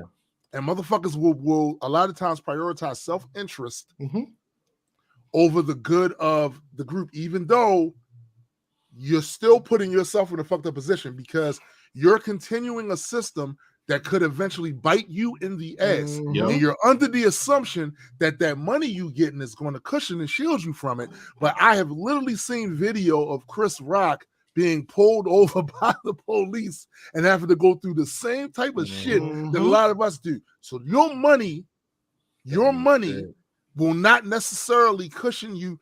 Louis Gates going into his house. They asked for his ID. He showed and they still pull guns and shit out on. Oh, you asked to see my ID. How am I supposed to show my ID without reaching? He was at his house. He was at his front door. His front door. Your money and notoriety may not necessarily save you. It can sometimes. If they see you're a famous sports celebrity and you're on their team and they like, oh yeah, that's if they know who the fuck you are. This is the equivalent of what SBJ said about not leaving it in the hands of that motherfucker over there to do the right thing. Right. Protect yourself. Know your enemy. That's really what it is. Know your enemy. Because even with that video displayed, that wasn't just a fuck up. You know what I'm saying? You know, like sometimes people they fuck up. That was deeply rooted. Yeah. You know what I'm saying? Like he's probably flew chicks out before and never got to know. That's deeply rooted. You know what I'm saying? Yeah. Deeply rooted. So the first time, I'm not saying it's the first time, but I'm pretty sure if it's happened before, he had that same reaction to it. Like, oh, I did all this shit for you. You owe me something. It's like that Nas song. They don't respect sex workers, but then they try to turn the women that they claim they dating into sex workers. Just like SBJ said. It's facts though. Like you said. I paid, so you should be doing. If I this nigga look bad, yo. If I pay to fly you out, recompense in almost legal sense would be you paying to fly me out. Right? Because that's the return. Because that's what I did for you. That's the return. So if I'm going to expect something back, you show up. Fly me out to your joint sometime. Right, we can go ahead from there. Yeah, let's back hang and out. forth. Around your town. Show me. But what I would want is just like appreciation. And no, absolutely. No. That don't mean sex. You know what I'm saying? Exaggerating. No, I got you. I'm just saying, like at the end of the day, it's just like I wanted to spend time with you. It doesn't have to be a flight. Like if we just do anything. All right, no, hold on. Let me nip this in the bud right now. To be clear, I don't like nobody. No, okay. No, me neither. No. Yeah, like that's never going to be. That's what I'm saying. I'm not. That's why I'm saying not just flying out. Like if we just go out, we do something. Right. Y'all can't go out if y'all in different states. Somebody's got to be. No. I'm talking. That's what I'm saying. I'm not talking about flying somebody out. I'm just saying if I'm spending time with you, period, and I'm like I'm doing shit. I just want appreciation. I don't need sex. Like. Show me, like, if you're not having a good time, then you're not having a good time. Right. You know what I'm saying? Right. But still appreciate, oh, damn, at least, you did that. But hold on, give me that courtesy, too. If you're not having a good time, let me know you're not having a good time. Yeah, that's what I mean. Like, even that's showing a bit of appreciation. Like, damn, like, I'm not having a good time, but shit. You did that. I think at the end of the day, it also comes down to just not being a rude asshole. Yeah, so, yeah. And I'm not saying Shorty is being rude for not giving him sex at all. No, I'm not talking about that. I'm talking about literally. I'm not even talking about that situation now. I'm just talking about in general. Yeah. Even if you're not having a good time, say it. Yeah. But that doesn't mean everybody got attitudes with each other. It's like we got to do all that. One of the pods James was talking about when the dude took the chick out to the movies and he, instead of buying popcorn from all the shit, like the candy from the concession, he went to the dollar store first. Right. And then she blasted him. She was like, you're unappreciated. That's kind of crazy right there. It's kind of crazy. Like shit like that, I don't think he should put her on blast. I mean, because she put him on blast for doing it. Really? But I like his candor of not saying nothing about it. I mean, I don't know if he did. I don't know if there was a reaction to it, but I'm just gonna say that he didn't. But he was cool for like, all right, well, shit, that's what I do. It's cool. If you ain't appreciate it, then that's on you. Yes. James said the word asshole. Speaking of assholes, am I the asshole for telling my friend that I have a crush on her boyfriend? So no, man. You're not. My good friend and I are usually very close. Yeah, we're both in our late 20s now, but we've known each other since high school. In all those years, our friendship has never been rocky until recently. Yeah, my friend and her boyfriend met about 6 months ago. We're currently in grad school and have chosen to remain single. Before they met, my friend and I would hang out at her place when I was done with classes because she lives close by. But about 4 months ago, the dynamic started to shift to a trio when her boyfriend started to consistently hang out with us. My friend had shown me pictures of him, and I always thought he was attractive, but the crush started developing when I met him in person. Oh, wow, of course. I won't go into too much detail, but my friend's boyfriend, who I would consider to be a friend now, is honestly so fun to be around, and I always look forward to hanging out with him after class. Side note, that goes to the point that Tim, Addie, and I were making just a couple minutes ago, that if you're just nice to someone and you're just generally a decent person and y'all have normal, positive human interaction, things can lead places. But anyway, so he's honestly so fun to be around. I always look forward to hanging out with him after class. Aside from looks, and he's probably the most beautiful man I've ever seen. Oh, damn. He's probably the most beautiful man I've ever seen. Remember what she said before? I'm not going to give up too much. Yeah, I'm not going to go into too much detail. She already did. He's probably the most beautiful man I've ever seen in person. And he's really knowledgeable and is a great conversationalist. He's a good storyteller and has a good sense of humor. He's super kind, and he always checks in with me and seems to know the right words to say to make me feel appreciated. Oh, he doing it sounds tropey, but I honestly can't detect anything wrong with him, which is even more infuriating for me because I actually don't want to have this crush or think about him in a romantic way. Last week, he went to visit family, so he hasn't been around. Last Friday, my friend wanted to know what I thought about him because they were thinking of moving in together. I basically gave her a rundown similar to the last paragraph, and this prompted her to say it sounded like I had a crush on him.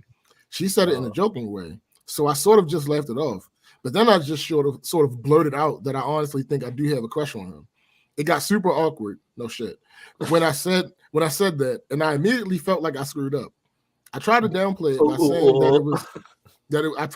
it by saying that it was probably just hormones and me being single, and basically tried to play it off as a joke. Fast forward to Monday, when her boyfriend came home.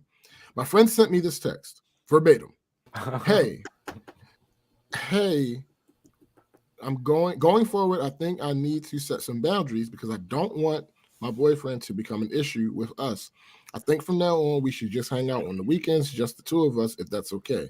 It will make me feel better. Call me and we can talk about it more. Love you lots. My usual routine on Mondays was to go hang out with her after my lecture, so I felt kind of blindsided by this. I have not reached out to her since the text. I'm a bit angry with her because I feel like she's implying that she can't trust me around him, and now she's depriving me of a genuine friendship that has grown between me and him, but I also want to know if this is something that is entirely my fault. Am I the asshole here? All right, so...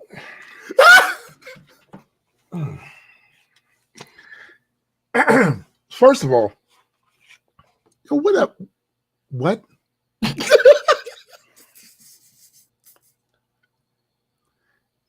Your crush on your girlfriend's boyfriend is not your girlfriend's business.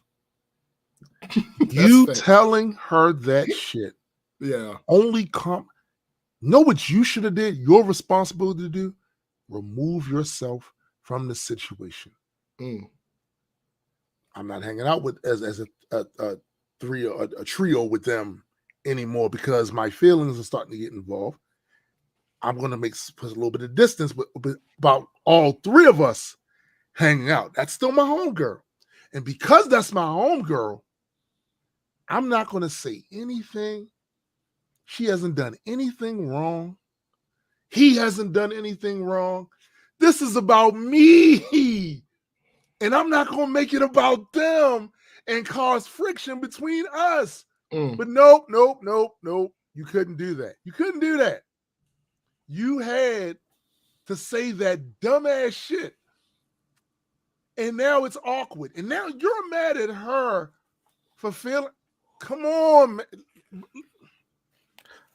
She's just protecting her relationship because she still clearly she wants to still be friends with her friend. Absolutely. And still have her boyfriend. Biddy said, "Can't be a genuine friendship if you already admitted to crushing on him, bro." Yeah. This, like I said, Jesse's girl. That's what that shit reminds me of. That's exactly. It's the Jesse. Literally, literally. Yeah. But at least he said. At least he said. Where can I find a woman like that? I mean, in the song.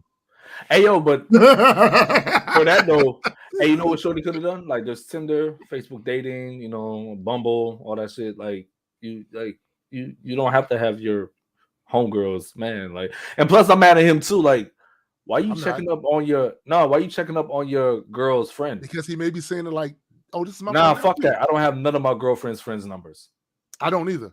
But you know what I'm saying? I'm not checking up on them. But hold up, say that again. That has not always been the case. No, say that again. You don't have none of his girlfriend's homegirls. He doesn't have any of their numbers in his phone. But that hasn't always been the case for me. I'm not close with none of Jetta's friends. But I've been in other relationships where I was close and friends with.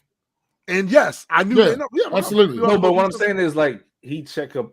Did she say he checks up on her like all the time? Not all the time. Hilarious. Yeah, but I don't know if he means independent of his girlfriend. And like, mind you, that was very vague. Well, I mean, that was also very vague. It was vague. That's what I mean. So my assumption is he checks up on her a lot to see what's going on with her. And my thing is, they literally see each other every. Like, no, but what I'm saying is, even if I was in a position to have my girlfriend's friends' numbers and shit, the only reason I would check up on them if she told me something about them that they're going through, and like they're also privy that I know about it. I'd be like, "Are you okay?" You know what I'm saying? But I'm not hitting you up every week or every day. You know what I'm saying? I'm not doing that because that's weird. No, I get that part. I get that. That's what I'm saying. What was he doing? I'm not going to put all of. It's not like he was trying to seduce that girl. No, I'm not saying he's not doing that. He did. Yeah, from the information we have, he's not in the wrong at all. No, he ain't. No, because I'm just saying, how did she phrase it? How often he was hitting her up? She didn't express a time period of it happening. Right. She said that they all hung out at least once a week. It became like a trio. They hang out. But that's what I'm saying. When he would hit her up like through text or whatever, like sidebar shit, right? Well, she never explicitly said that he had her number. Oh well, it sounded like that's what you read, but all right, bad. Yeah, but I can see where Eddie would get that. Like, he hits me up. Well, you can be hit up on social media. Yeah, you know what I'm saying? You can be, you know what I'm saying, shit like that. But and again, checking in on somebody is not. It's still not the same as seducing somebody. It's not. But she might be seeing it that way though. Like that's all her. Again, but I'm not saying he's wrong. I'm not saying he's wrong for how she's interpreting it. No, I mean, so the she that you're talking about is the girl who has the crush on him. Yeah. Okay. Yeah. Yeah, she could, but even hope so. That ain't and the fact that you brought that shit up is crazy to me. The fact that you like your homegirl said it probably in a joking way. And you took that as an opportunity to express. Let me out myself. Come on, that's come not, on, man. No, but you said at the beginning, this ain't my business. Yeah. Like, I don't need to know that if you're actually my friend, then I don't need to know that you have a crush on. Yeah, you can have a crush on Come this in private on, and talk that shit. Because it should never be a thing. Yeah. But even she doesn't. She, like you said, she didn't have to expose it, and she could have just dealt with it on her own and find somebody else. And make you prioritize the friendship, motherfucker. That part, dog. It's a thing. It's a thing that can. Because at the end of the day, that's my friend's man. I'm not going to fuck up my friendship with my friend. You know what I'm saying? It kind of seems self-explanatory. All right, two more. Am I the asshole for telling my sister's boyfriend she's lying about her age? Wait a minute, say it again. Am I the asshole for telling my sister's boyfriend that she is lying about her age? All right. I need to hear more details. So go ahead. I, 24 female, have a younger sister. Why the fuck do they give names? All right, so to be clear, when I tell my stories, the reason I give fake names is because there are a bunch of people involved. Yes. That it would be confusing if I just kept saying he or she. Right. A lot of these am I the assholes, people be giving names for no reason. But anyway. Don't let them die on that shit. Yeah, I have a younger sister. And what up, gives a name. What up, bro? And she gives a name, which I'm pretty sure, I don't know, could or could not be real, so I'm not going to say it. But the younger sister is 21. She's been dating this guy. I'm just going to say names because she just keeps adding names. Right. She's been dating this guy, Rob, 30, for 4 months. Rob is a decent guy. My boyfriend's brother knows him. He works a good paying job and owns property.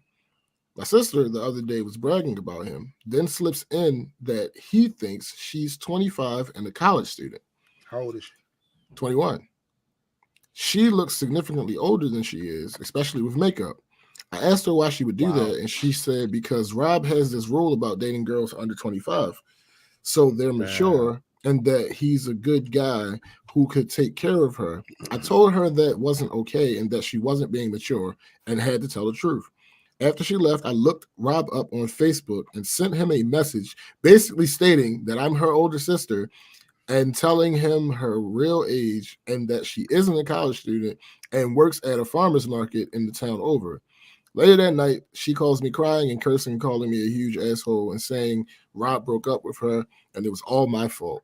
I don't think I'm the asshole in this situation because Rob deserves to know and not get played. Am I the asshole?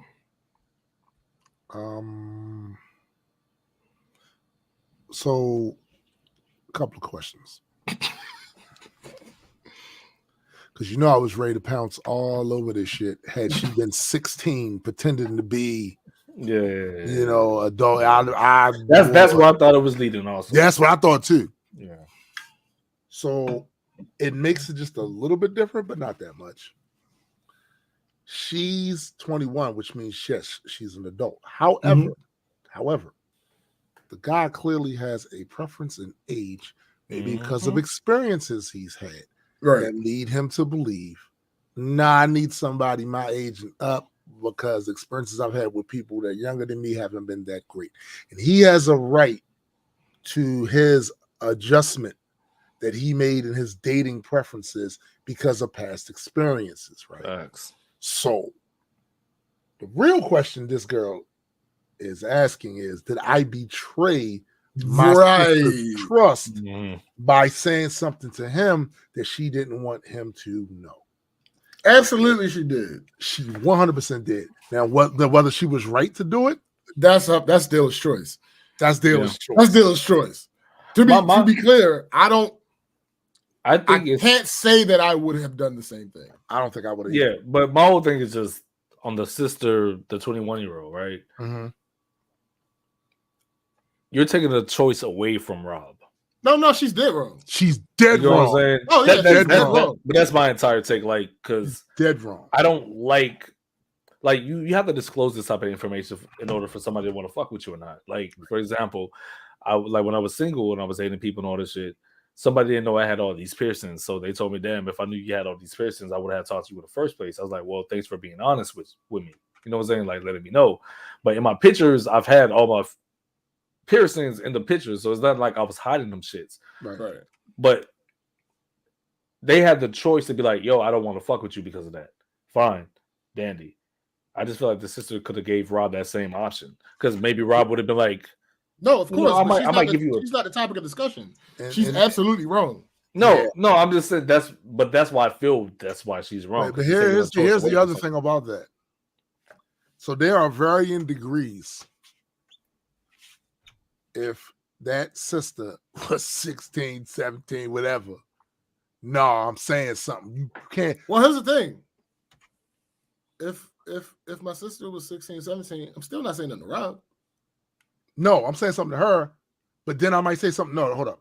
Me? Somebody else is getting. If my sister's 16, right, and some older dude. Now you get where I'm going. Both. I'm gonna say something about you. I'm not saying shit. I'm not saying shit to him. I'm telling him things are going to happen. Oh, but see, the thing is, he might not know. If she's lying, if she's lying, this is a situation that any of us could fall into at any given time. Mm-hmm. So I'm not. My go-to is not going to be that. Unless he knew and didn't give a fuck, right? Now whooping your ass out here. Now whooping your ass out here because it's still like you taking the choice away from him to do the right thing if he's possibly able it's literally to do still that. the same thing. You know yeah. But here's the thing. I'm sorry to some of y'all listening, but I'm gonna have to refer back to those disclaimers that I talked about earlier. I don't know him. No, you don't. I don't know who he know. That's facts. I don't know what he capable of. That's true. If I tell this 30-year-old man who is adamant that he doesn't want to date anyone under 25, and my little sister who is 21 is actively lying to him, this might sound extreme. I'm not putting her in that type of danger. See, now I understand what you're saying, because you don't know how is he going to explode. Yeah, I don't know him. That. This is my thing. There are varying degrees. There is no laws being broken here. Right. There is a violation of trust and deception. So now I got to ask myself, do you really want to get involved? Yeah, I don't know him. With this, do you want to get involved? Because no laws are being broken. Yeah. Like there are degrees where somebody got to say something. But I'm not. You have to ask yourself that question. I don't claim you want to get involved. I don't claim altruism in anything. I don't claim to be a perfect person. I don't claim to be good for the sake of good. I don't know him. Mm-hmm. I don't owe him nothing. On both sides of not knowing him, I don't know what he might do. Right.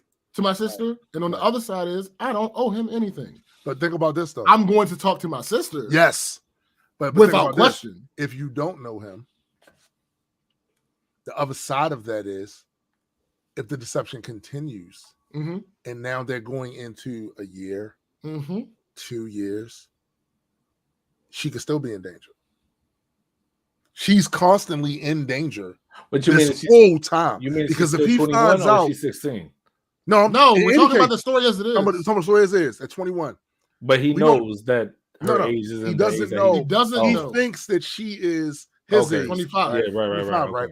So what I'm saying is, you don't know either way. Right. You don't know what he might do. The longer she stays in that relationship, the more connected his feelings to her become. So the more, and that could cause a more explosive reaction a year later, 2 years later, 3. So she's still in danger because you don't know him. Right. You don't know, but maybe after a year, 2 years, you might get to know him. You might. I don't think he'll do that type of. Do you really want to put that? Here's the thing. I wouldn't get to know him. If I know that no, just on top of me not liking people. Right. Well, but if I know that that's the situation, I'm not putting myself in a scenario to get to know him. Yeah.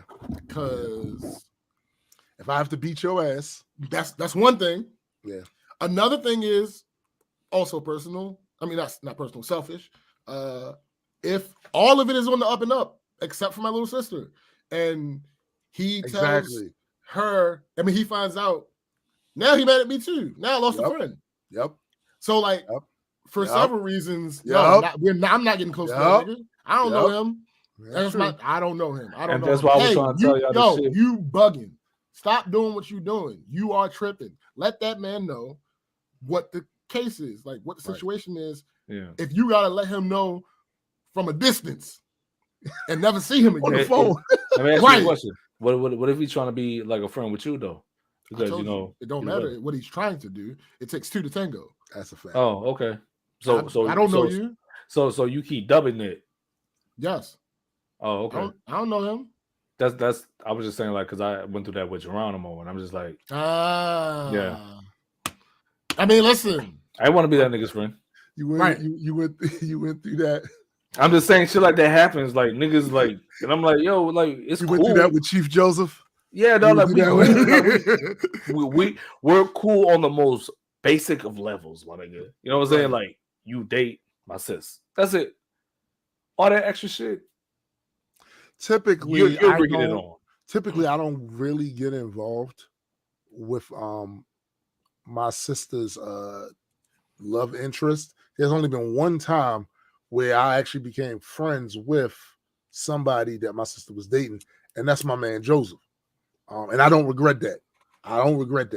Because even though they're not together now, he's still a quality dude who never did anything fucked up. Right. None of that shit, right? So that was just me being a good judge of character. Like, this is good. He's a good dude. But typically, I stay. Yeah. Because I don't want to be friends with them niggas. The same way I don't want them to be friends with my ladies. Like, I might have to beat your ass. I don't care about that. I might have to beat your ass. I honestly, in general, I would prefer that everybody, because I expect everything to be on the up and up. In general, I would prefer that everybody has some type of casual getting along. Yeah, which is fine. Like McKenna's saying basically what my point was earlier. I mean, if he would have exploded and done something, I think either way, I prefer it happens earlier before they're living together, or she's more reliant on him. That was my thing. Like the longer that stays, because it's deeper now. It's a ticking time bomb. Yeah, that's a ticking time bomb. As long as that stays unknown, now who knows? Look, they can wind up being together for 10, 15 years. Then it ain't gonna matter no more. Like it might not matter no more. You know, I was younger than I said. But not only that, because that's a long time to maintain that lie, dog. Like it is. You feel me? It is. Even after a year, that's a long time. Like, damn. You start listen. My wife knows how old I am because she's seen documents. Like what the fuck? What the fuck? You know what I'm saying? Like, come on, let's not do that. So if they stay together long enough, he gonna find out. Ain't a whole lot to that. He's going to find out. But I don't know. I don't know if the sister's the asshole. I think she could have minded her business. She could have. But still, it's still dangerous that she. I think she can make an argument. I think she can make an argument that I don't know this motherfucker. And if this goes on longer and he gets more and more attached, she gets more, like McKenna said, she gets more reliant on him for shit and all that. Yeah. And then he finds out. And then now she's all the way fucked up. But her sister could also say, well, that's on you then. Like, you fuck that up now. As long as they don't touch you, that's something else. But all that other shit that comes with that, you shouldn't have lied. You shouldn't have lied. All right, last one. Am I the asshole for calling my sister cruel for her tattoo idea? My sister is 28. I'm 26. My sister has always had a strained relationship with our parents, especially my mom. I'm clearly not privy to the reasons because things are fine with me and my parents. Mm-hmm. When my sister went to college, she met her creative writing professor as a freshman, and they got close immediately. They would do a lot together and work closely on a few different writing projects. She never specifically said this, but it was obvious to anyone who saw them in the right that they had a substitute mother-daughter type relationship, which hurt my mom a lot to see. I always thought, facts, McKenna. I always thought she'd grow out of it or that the professor would move on. But 10 years later, they were still very close. About a month ago, the professor died unexpectedly, and it devastated my sister. She was really depressed over the holidays, which of course was all in front of my mom, and was a difficult reminder that she loved the professor as a mother way more than she ever loved my mom as a mother. She still talks to my parents and stuff, and they don't fight or anything. But my sister is very distant and doesn't tell them anything about her life beyond the bare minimum. My mom tried to comfort my sister, but she was doing her distant thing and didn't want comfort. Something unfortunate that happened to my sister is that when she got the call that she died, she was brewing tea, and in the shock of the news, she spilled boiling water on her arm, which burned her kind of badly on her wrist. I think the burn was like on the borderline of a 2nd or 3rd degree burn, and definitely still looked pretty rough during the holidays. My sister said it was especially hard because in addition to the physical pain, every time she looks at it, she's reminded of the moment she found out that the professor died, which I totally get. I was on FaceTime with my sister, and she said she talked to her tattoo artist friend who said that the burn should be able to heal well enough to get a tattoo over it. My sister then excitedly told me about her idea, which is a type of flower that the professor gave her a bouquet of for her undergrad graduation. My mom was so embarrassed that day because she didn't get my sister flowers, but the professor did, and my sister was parading them around so happy, and it was a reminder of their connection. I guess my sister and the professor exchanged these flowers for every special occasion, like birthdays, etc. So now she wants to get a decent sized tattoo in a highly visible spot of something that will remind everyone of the professor. I told my sister that this seemed really cruel to my mom, who already feels cast aside and like she's in exile from my sister. And that's without the constant permanent reminder. My sister kind of scoffed and said, I can't believe you think you have the right to tell me not to do this. Called me an ass and hung up.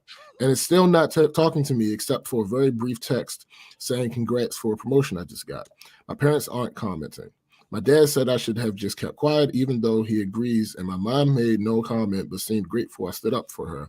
I feel like I was just being protective of my mom, but am I the asshole? All right. So there's something as a parent I've had to come to the realization of. Your children have space in their hearts for a lot of people. They do. Your personal relationship with your child is your relationship with that child. Mm-hmm. And as the adult, your responsibility is to nurture that relationship. Whatever mistakes you make, you got to own them. You got to do better. But at no time can you dictate who your child loves. And you should, if anything, be appreciative that they had somebody in their life to fill that space that maybe you couldn't. That doesn't make them not your child anymore. Though that tattoo, real in a visible spot, I really don't relate to the mom. I don't relate to the mom. This is somebody she cared about and obviously cared about her. Your children can love a lot of people. That's facts. They can love a lot of people. Now, you needed to work. Y'all, maybe you should have worked on repairing that relationship between you and your daughter, right? The sister saying that was heartless or whatever, you should probably just stay out of it. Can I just say something? Mm-hmm. It reminds me of, and James, don't kill me. Right. Okay, fair enough. The same way that you are with your father, your stepfather. He's in a different state, so he can't. That's not true. I got hitters. Yeah, I know. Man, he out here. No, the same way that you are with your father and your stepfather. I remember there was a time you would even acknowledge your stepfather as dad. You know what I'm saying? I still don't. But you said like it's better. You know what I'm saying? Like no, our relationship is great. Yeah. I'm just saying, like, if you were to do the same thing, you had a sibling. It's like, you know, you do have siblings and people that know you. Yo, this exact situation happened to me. Yep. I was having a conversation with my little brother. He fussed at me for not reaching out to my father. But that's what I'm saying. Like, you have your stepfather, so your stepfather means more to you than your father.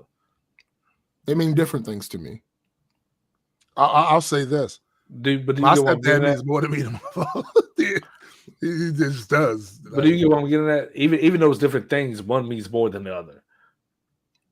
No. Not for me. Yeah. It's individual. It's based off individual. Yes, it's completely different situations. Mm-hmm. It's comparing oranges and milk. Yes, like so my father gave me 2 amazing younger siblings Right. that I wouldn't trade for the world. My stepfather hasn't done that. Exactly. So it's not a slight toward my stepfather. No, that's what I'm. But that's my point, though. Like things. it's 2 Neither different means things. more. Well, it means only reason why I mean more because it's just like the opposite is nothing. The other thing is something. That's all I'm saying. What you mean? So if it's something versus nothing, you know no, absolutely, sure. You know what I'm saying? That's well, all. That's here's the all thing. I mean. Here's the thing. I didn't mean like I didn't mean like fuck putting her them mother. Up. Yeah, because if what I'm commemorating is a gift for someone who cared for me, gave me, and you gave me nothing. Yeah. In that exact instance, not in a similar situation, right? Not in some hypothetical. No, in that exact instance, you literally gave me nothing. I don't give a fuck how you feel because this doesn't even have to be a mother-daughter thing. I was about to this say could that. just be someone who I care for. I was about to say gave me a gift. Yo, your children I don't care how her mother feels about to that. love other people. You need to work on your relationship with your child. And that's all you I was saying. Need to do. That's what you need to do. That's all I was trying to do with the analogy with you, your stepfather, and your father. Like, you know, like with your brothers and sisters. That's different. Either one of them niggas, in particularly where I am now, potentially, either one of them niggas could get a gift. Potentially. Mm-hmm. I'm still like currently literally just getting back to communicating with my actual family. Exactly. So if something happened right this minute, we're not going to get But yeah, no, it's a little different because it's not like he was around and something happened that my stepfather did for me and he didn't do it for me. Right. Chrissy just said what I was saying. A lot of people don't understand how love works. It's not some finite heart that fills up. It's not. It's really not. There are different sections and things that intersect and things that never intersect. Let me tell you what I never worried about. What I never, ever worried about. Ever.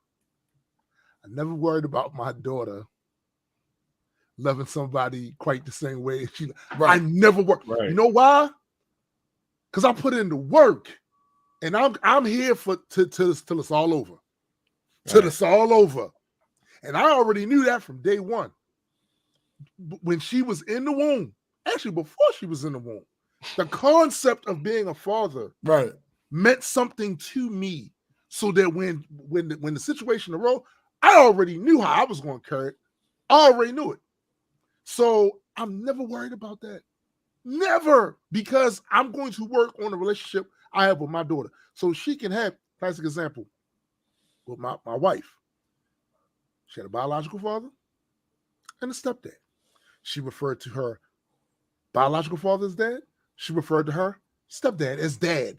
Right. These 2 niggas got to know each other, separate, but and became friends. And both of them was on her top.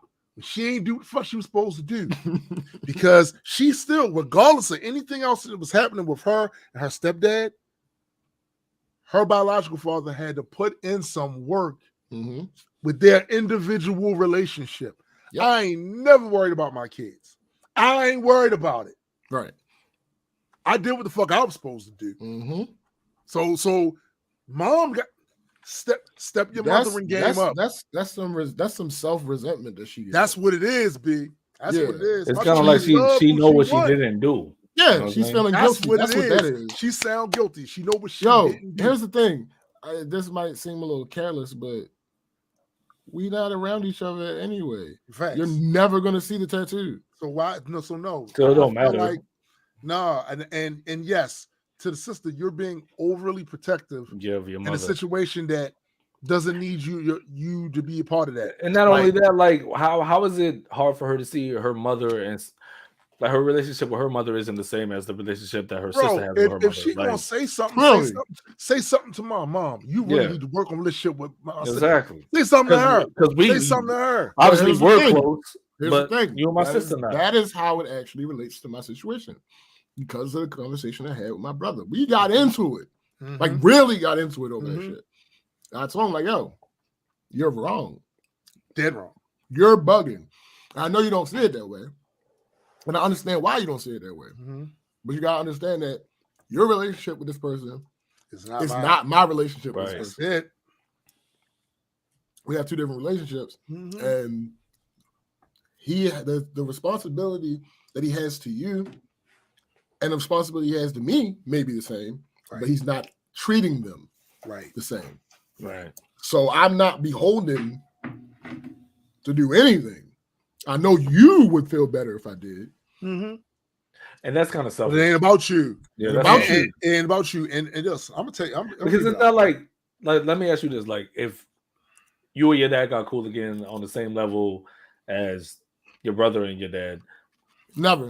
That's not possible. No, what I'm saying is that doesn't change the relationship of your brother and your dad's relationship. So why does it matter for your brother? You know what I'm saying? It matters. It also doesn't change the relationship as a boy.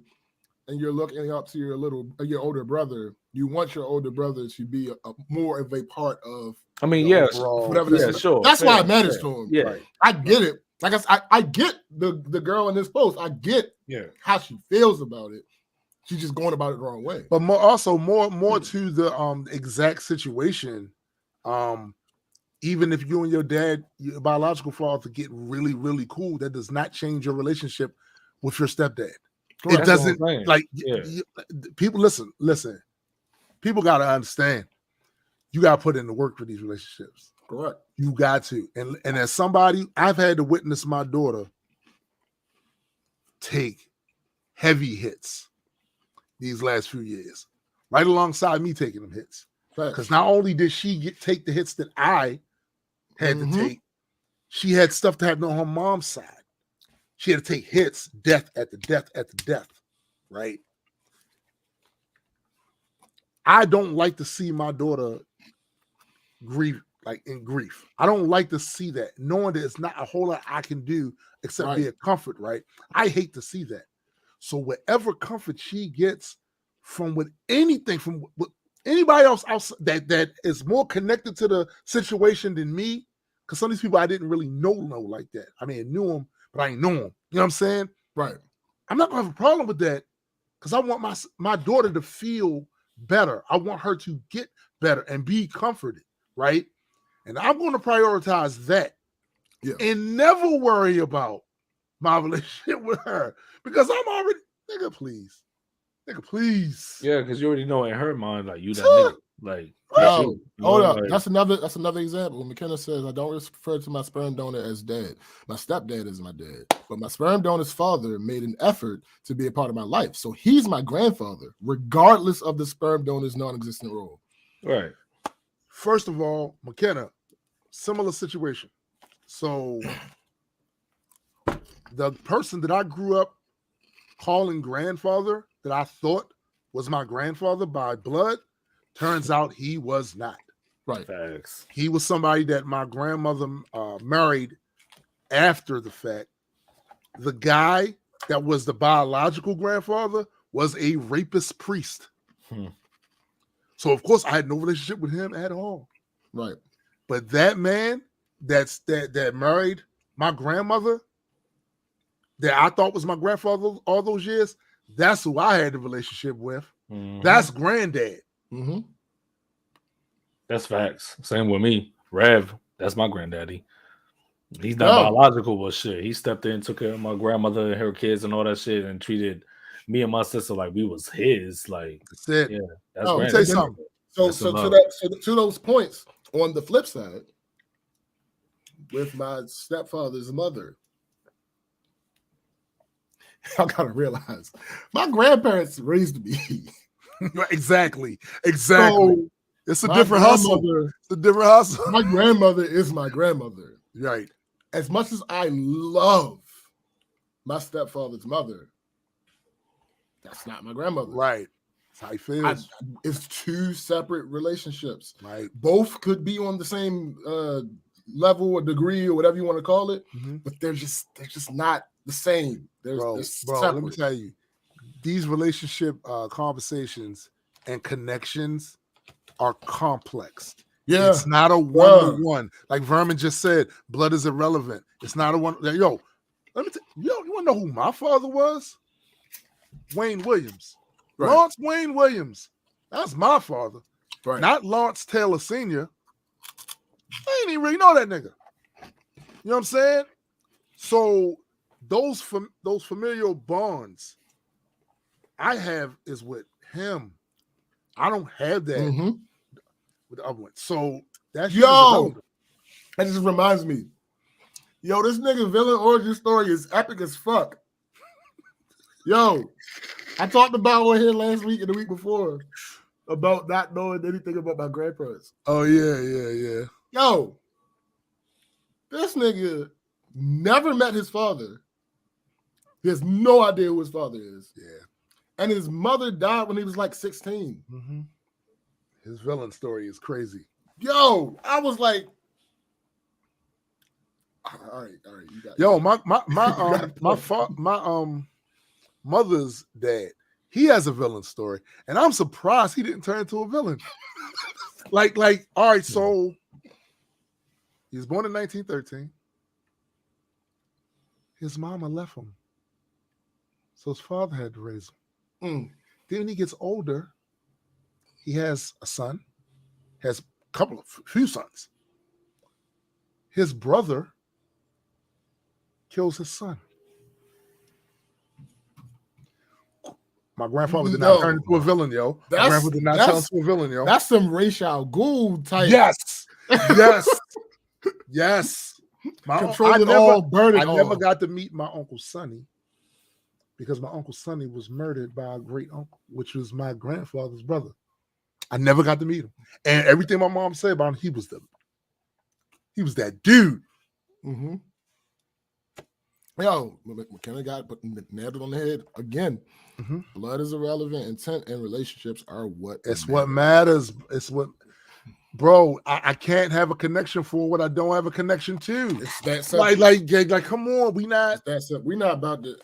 We're not kids. We're not about to sit here and imagine some false relationship that never existed. Yeah, that's not happening. Luckily, fortunately, my father has been accepting of all of the shit that I'm throwing him. Right. Because there was no other choice. Option, actually. Right. But you gonna get these. I don't know if he really knows that. Like, to be fair, it's not like I told him that. Right. At no point did I say to him, I'm gonna say some shit to you, and I'm gonna knock you on your head. If you don't just take it, then I'm just gonna stop responding. At no point did I say it to him. Right. So I will give him the credit for that he's absolutely taking all the shit that I'm giving to him. Because sir. Sure, you weren't around for the last 17 years. Bro, it's work to do. I didn't know you before then. That's right. So That's right. Not about to act like anything different. You're not gonna take a posture with me where I'm not a grown ass motherfucking man. I'm 35, sir. Right. You're not gonna take that posture with me. I am older than you were when you had me. Right. Nah, we're not doing that. We're not doing that. We ain't doing it. Oh my God, McKenna. That's crazy. That's crazy. What the hell? That's crazy. I'm not even gonna read that one. Yeah, like wow. Listen, it's a strange thing when that shit happens into a family like that. I know from personal experience because if it happened when you were alive versus if you weren't born when it took place, it gets into this really weird situation where people don't talk about it. Mm-hmm. So you may have heard smidget of it, but you don't know the whole story. You don't know none of that stuff. And that's how it is. That's how it was in my family for a lot of this stuff. Since I wasn't born when that shit took place, I only got smidget of it. I know what they say the root reason was of money, but I don't. That's about as much as I know about it. It's weird, but like I said, these family bonds and shit like that, these connections, family is more than just blood. It always has been more than just blood. It's never been the case when it's just been about blood. Because there's motherfuckers that I'm connected to by blood. I wouldn't piss in their face if their nose was on fire. Spider face. Nose spider. Yeah. Got you. You know what I'm saying? I would. There's things I would do for this nigga over here and this nigga down here that I wouldn't do for people that are blood family. Like, facts. No. I don't know you. I don't know you. I don't like you. Right. I'm just you gotta be real about some of this stuff, man. Yeah, facts. This whole blood thicker than water, sure, technically. Yeah. Relationship is something you gotta kind of earn, B. You gotta earn that. Blood thicker than water. This relationship ain't water. Nah, I don't know what you're talking about. This relationship might be oil. Facts. Like, what you talking about? And then look at oil thick as shit. oil thick as shit. Shit, this relationship peanut butter. Yo, just saying. Don't talk to me about that shit. Talk to me about that shit. Listen, it's motherfuckers that went out of their. It's motherfuckers that went out of their way for me. At great expense or potential expense of their own. Like it's motherfuckers that put themselves in the line of fire that they could have potentially lost a life or their freedom for me. You not telling me that person is somehow in this category over here because we're not biologically linked. Nah, B, we ain't doing that. We ain't doing that. Mm-mm. And I don't give a fuck how many years has gone by. My homeboy Dennis, I don't talk to Dennis on a regular basis, but that crazy nigga is to this day willing, all right, to throw it all away. Like, nah, that's my man. So that's thick. That's thick. That's peanut butter thick. That ain't nah. Not at all. All facts. But anyway, I think that was the last one, right? We want to once again thank all of you for showing up for another weekend. Particularly, we want to thank Addy. He was here for most of the show. The vast majority. Of the show. You know what I'm saying? Like, and I know it's hard for him to do because he got a whole bunch of and all of that. Yeah. You know what I'm saying? But the fact that he popped in and did some of the heavy lifting, even though he was mostly absurd most of the time. I'm always minding people's business and all that shit. Yeah. Mm-hmm. Even though he did all that, we still appreciate him. Yeah. It's like we appreciate y'all. Be sure to check out Jada Nerd's channel. I gotta go and check out his channel as myself because it's been a while since I've been over there. Yeah, it's been a minute for me too. Been a minute. I go and check his channel out. Also, not me. Y'all terrible friends. Shut up. I mean, that might be the case. Shut up. Shut up. Also, don't forget to check out my man Super Side Guys, Metas and Mutants. Mm-hmm. For those that are patron members of the Majestic Comics thing, we got new content up there. Go check that out. And also, we're going to be doing the Kickstarter coming up soon. There are certain things we have to get straight first. Certain things have to be done in order to be able to do this shit right. Because we learned a whole lot more from last time. So for this time, we want to reflect that, right? But anyway, for my man SPJ, you and my guy Adequate. Yeah. I am Tombstone the Dead Man. And for the greater multi-world entertainment family, we are out.